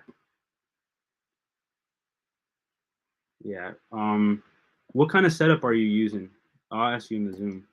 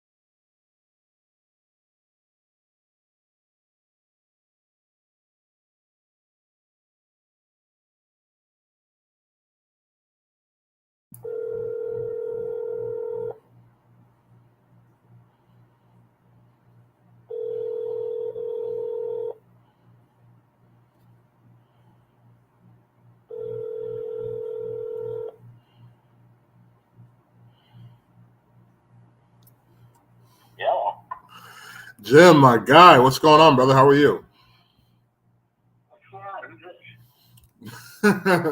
This is Emeka calling back in from the property in Illinois. I did not save your number. Well, good. That's all the more opportunity to do so now. Right? Absolutely. How are you doing, man? How's the day going? Give me the proper spelling of your name. EMEKA. EMKA? Yes, sir. So I know. Yes, sir. Yeah, man. The one and only. The one and only. Not to be confused with Marilyn Monroe. I was gonna ask you, man. I know I was asking you about those Chicago properties this morning, but I wanted to follow up with you about the one that you went by and took a look at. What do you think is going to take to get a deal done on that one, man? I know we talked about those other terms that you had presented. If we could get the numbers down to what you were requesting, do you think you'd be able to move on it? Or would even want to move on it? I don't even know that I want to touch it. That one's pretty far gone, and it's pretty far away from me. Mm-hmm. Okay. That would have to be maybe like one of the guys down in that area. I just kind of threw it out there just because. Right. My perspective, if that was my backyard, that's probably what it would take to work. Right. Okay. When you were actually down there looking at. I'm assuming he probably wanted to try and move on that. It ain't doing nothing with half the money. Right. Not that it's a whole lot, but. Right. I did a little background on him. It looks like he's a realtor from Canteen or something down there. Yeah, there's a lot of properties that are in basically in that kind of rural area that he's working with. So when you saw it, what some of the other ones? Yeah, I mean they're all kind of similar situations, right? So it looks like he's basically just trying to let go of the portfolio out there, and then move on to invest in another area, which is pretty typical. So just want to see honestly what was the biggest. Is it more so the area and what like the rental rates they're going to pull in, or the condition of the property? Do you think? I think it was more the condition of the property. Okay. You think it needs a little bit more than 20? I think you're gonna have to dump a lot of money into it. Yeah, what was it? He always paid like $20,000 for that thing. Right. But see, what I was thinking is like, even you think it'd take that much money even just to get it to rental condition? Oh yeah. Mm. Yeah, it was looking pretty rough. Gotcha. The neighbor next door said, "Yeah, I just ran into the neighbor next door when I was there." Oh yeah, what do they say? He's like, "Yeah, I've been in there." He's like, "Man, this place has been this way for a while." He's like, "It is not good condition." He's like, "What do you get if somebody picks it up?" He's like, "But I don't know anybody that's got that much money." Really? That's what he said? That's crazy. It'd be your own neighbors, man. Right? Well, I don't think the guy's ever been there. Right. I think it's been vacant for like a long, long time. Right. Interesting. The garage is basically just like somebody threw up some stick structure and then just slapped up some plywood. I mean, it's not even really a garage. Right. So you're thinking it's definitely more than the 20K, more so probably 30 to 40. It's probably a bit of that. Okay. You're gonna have to do roof siding, kitchen, bath, throughout the entire house, all your flooring. Right. You Okay. know, I don't even know that it's watertight. Right. I'm sure there's a couple contractors in the area. You know, I mean, if you wanted to my suggestion would be try and keep up with the guy on an ovation agreement. Right. You know, that way you got some skin in the game. But then again, you know, if you look at the attached to the properties. That's the thing, man. With on the Novation side, it's not. You want to go through all that work for like 10, 15 grand. Yeah, that's the thing. Like typically when we do novations, we want to make sure that we're keeping the repair costs at least below like 15K or something, right? Something where you can hop in really quick, get everything done, and then make your flip money on the back end. By the sounds of it, I mean, if we come in on this, even if we did a novation, you know, he's already 20K in. We're talking about another 40 probably to renovate just to get it to that rental or even sell condition. And then ARV in that area is probably like maximum 70, right? So it's like, it's literally. I don't know. Did you look? Yeah, I said ARV was more so 70, and I think last time we talked, you were just like, yeah, nah, it's more like 55 to 60. So even in I thought it was like 67. I think. Right. Yeah. Yeah. Well, okay. I mean, you're trying to do something. You're trying to do something with this one. You can open up the other one.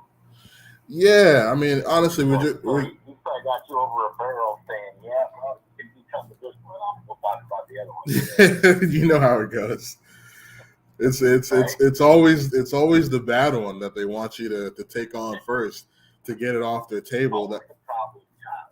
Yeah, that's literally always how it is. Like they say, all right, well, this is if you can get this one off, like, you know, I'll let you get on the good ones, knowing darn well that nobody wants that one. They all want the good ones, right? Like that's the whole reason why they're reaching out to you in the first place. So, but no, that's good information, man. I mean, honestly, we're going back to him again to see what the possibility is. You know, I figured out what was going on. On the first call, right? Right. You were exactly. You know, we figured out what that note was on it. There's not as much as it seemed to the 90K on it, but it's more so like I think 20 to 30. Even so, even if we did a hybrid deal on it, like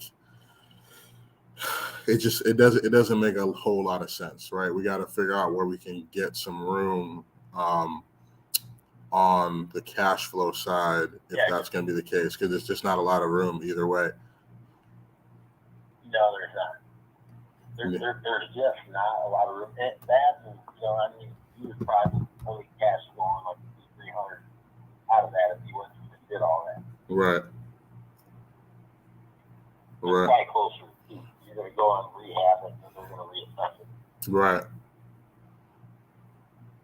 Literally, it is a $15,000-$20,000 piece of land. Right. With buildings on it. Yeah. Even if that second lot, to the right is part of it. Yeah. Well, all right. I mean, that's kind of, you know. It's just one of those rough areas, right? That it's so rural. You know, there's just not a very big population. Right. There's not a lot of money out there, and there's just no appreciation. You know what I mean? Right.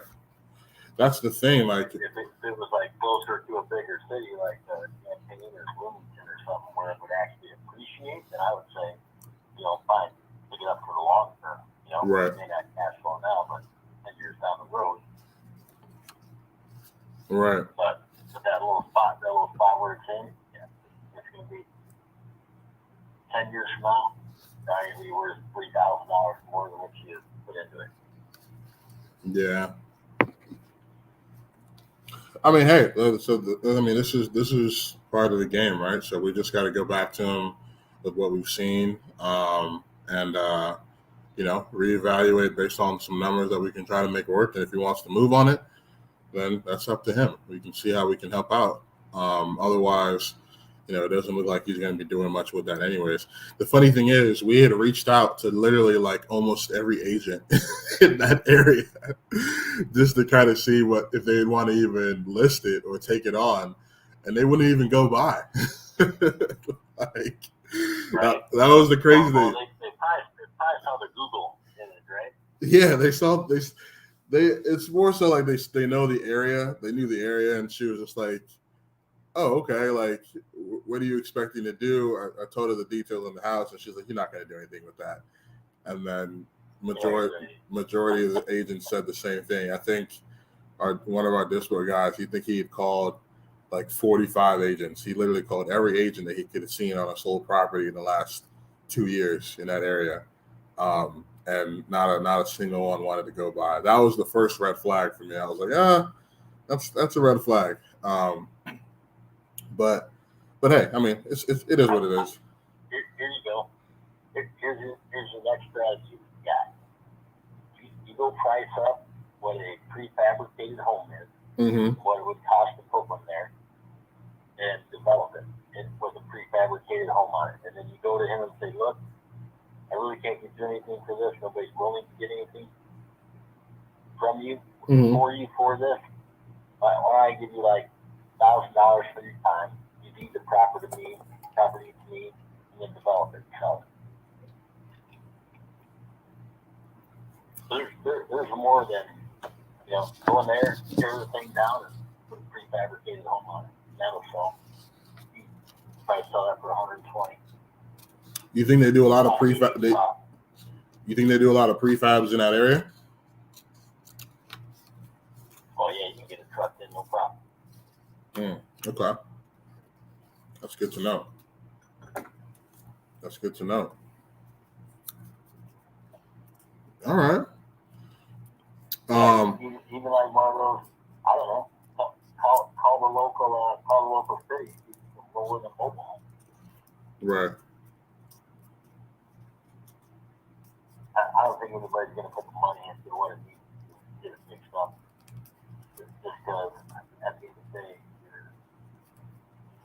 you're not cash flowing a lot, and you're not going to, what you put into it, you'd be better off as an investor. You're not going to put yourself into something that's not going to, pay you back. Right. You're not making double-digit return on it. Right. Most guys are walking. Yeah, especially on a flip. That's why I was kind of like the flip side of this wouldn't really work at all. Yeah, see if you can find a local general contractor. Okay. Yeah, I think. And say, hey, I got this piece of land that's got a home on it right now.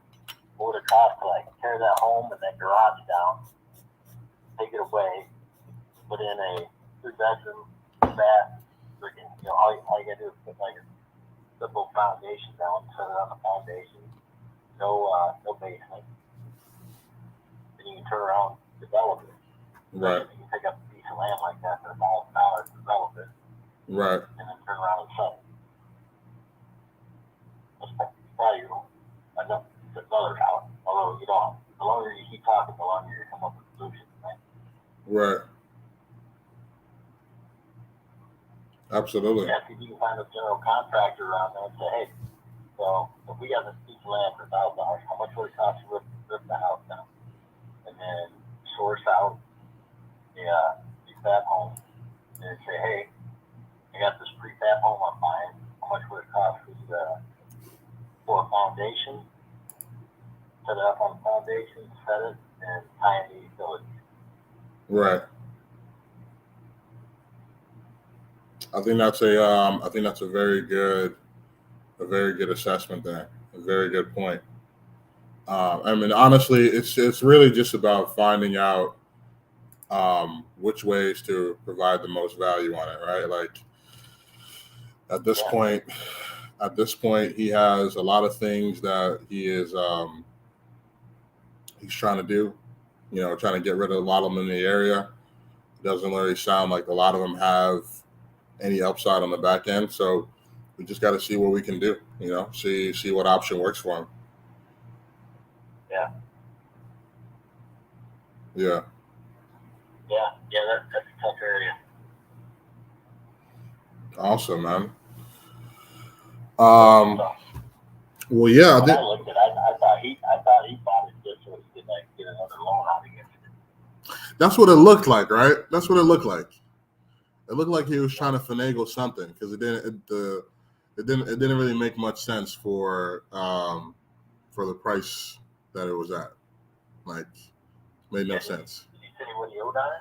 Yeah, he said he owes like I think like 20 to 25, which is, I mean, better than the 90 that we thought it was initially.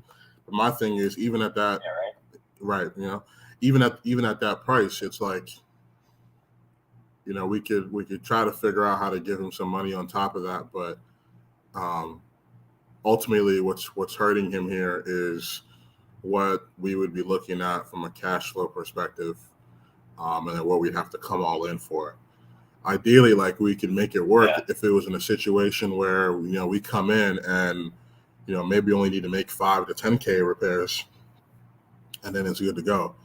I think we would take the risk on that for a couple $100 of cash flow. But if we're talking about having to come down, you know, a buyer having to come down with a 10K down payment and then, you know, taking over the, you know, 20 to 25K, and then also only cash flowing like $100 to $200 a month after it's all said and done, like,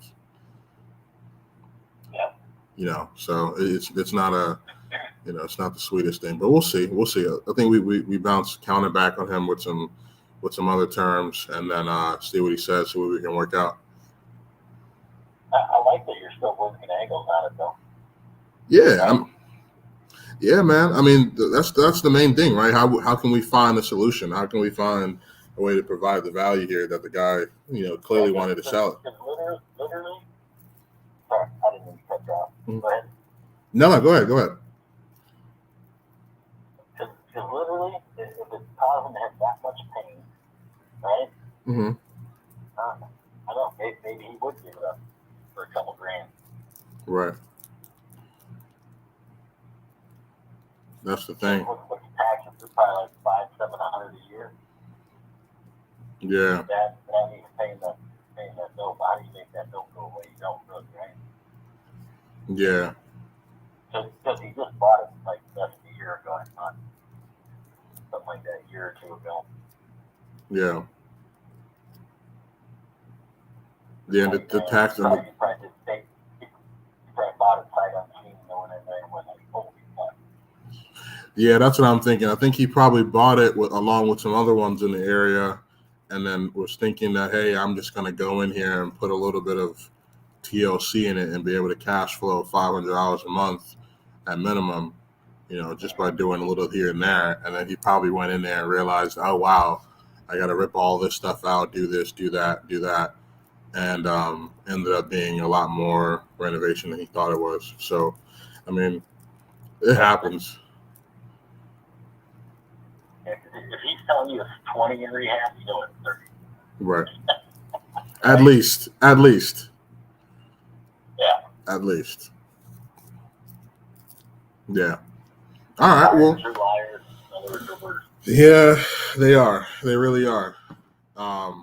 But I mean, it's good that we have this conversation, though, because at least now I get a better understanding of what's going on over there.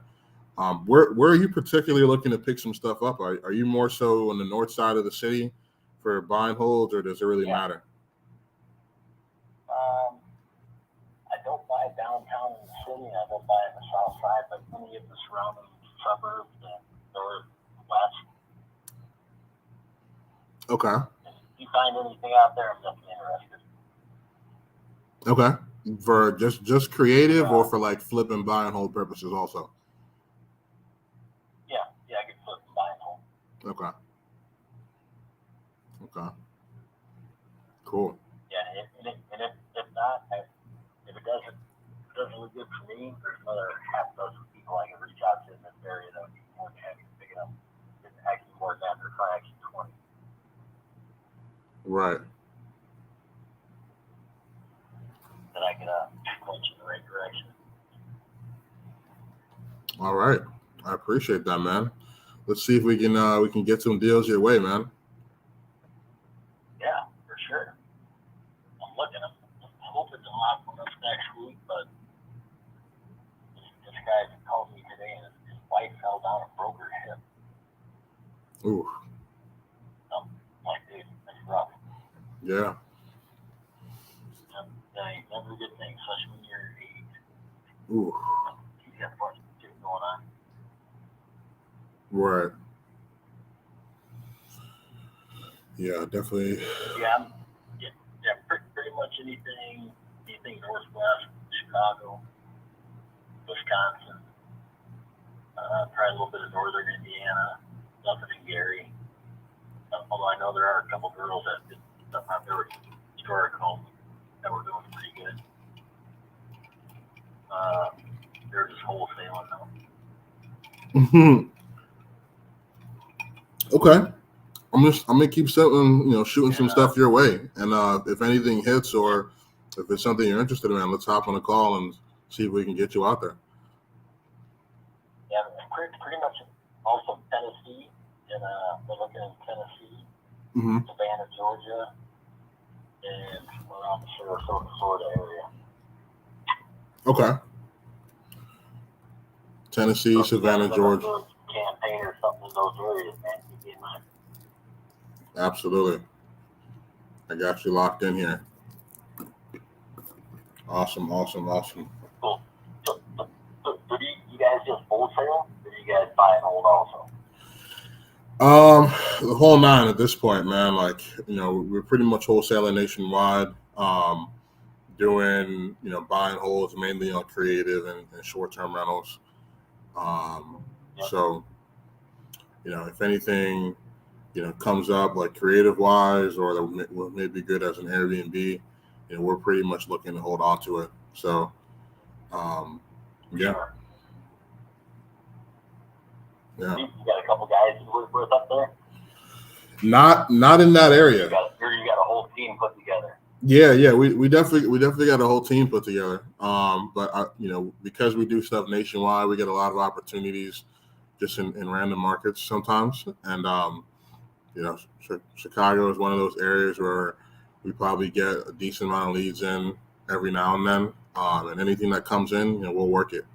We'll see what the opportunity is, and that's why I sent you those other ones earlier today. So once we get a sense of what those are looking like.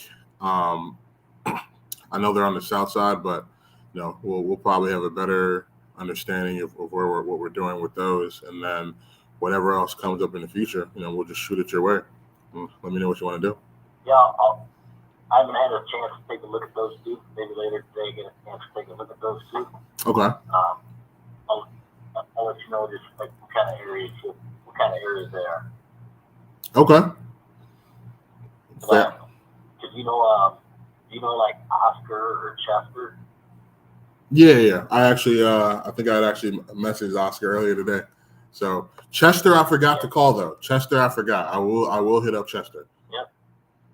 Hit up Chester because those two guys right there are down there, and they would probably be interested too. I didn't think about that when you first said that. Okay. That might even give them by Chester. One of those might even come by Chester neighborhood. Right. Those guys probably can run out there and take pictures for you. That's awesome. That is awesome. Well, all right, man. Good we talk. Absolutely. I'm always down for a good conversation about some deals that we got going on. So, if anything ever comes up where you want to take a look at something or whatever the case may be, let's hop on a call, man. See if we can get some deals going. All right, sounds good, man. All right, you take care, brother. All right, you too, man. All right. Later.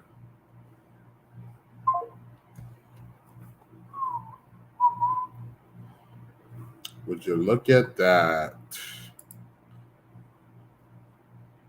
Look at that.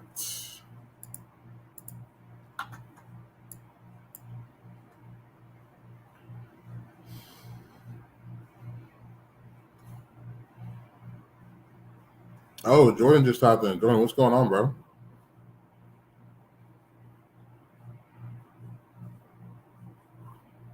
What's that, man? No, I said Jordan just hopped in. I said, what's going on, bro? Oh, gotcha. That was the guy that went to go see that property in Paxton. Oh, gotcha. Yeah, he said it's. I don't know if you heard the call, but he said that the property is jacked up. Which property was that? The guy for what's his name? I think his name was Gary. The one. Oh yeah. So I know, like I was talking to Olu earlier about how we can get it under creative or something, but under a hybrid deal. And he had a mortgage on it that was like 90,000 or something when he first took it out. And I think now there's about 20K left on it. Gotcha. But yeah, he said that the property there is trashed. Like he said it probably needs at least 30 to 40K worth of work. And the ARV in that area is probably like 65 to 70.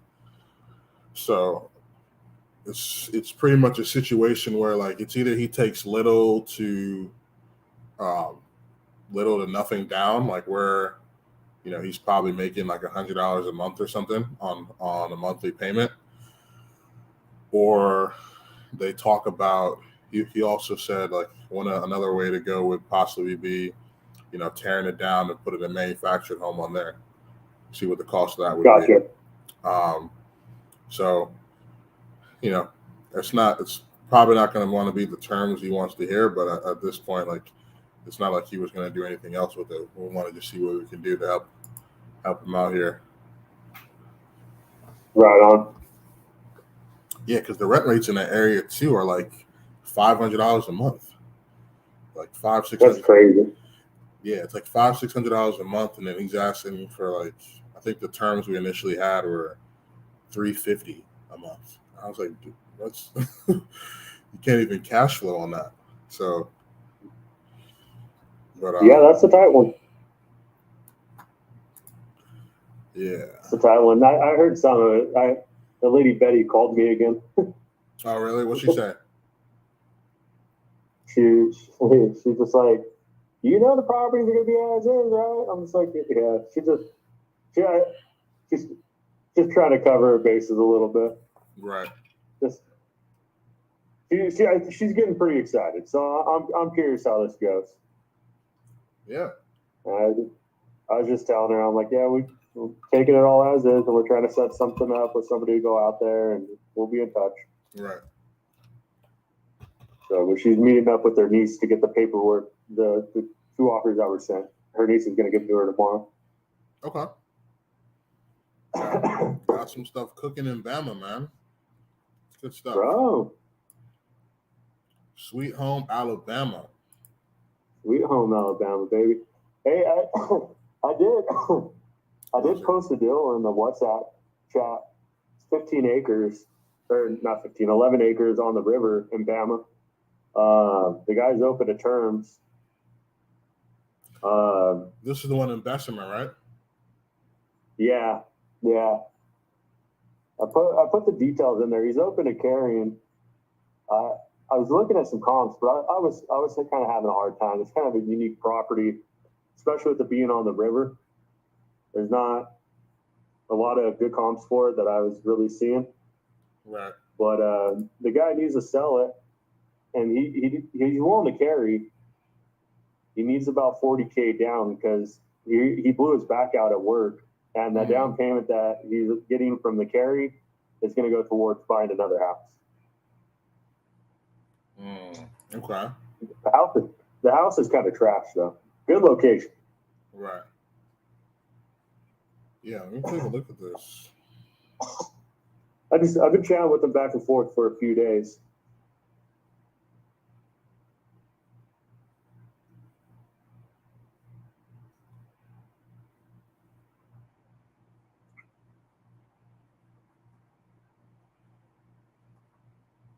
This is in Bessemer. Okay.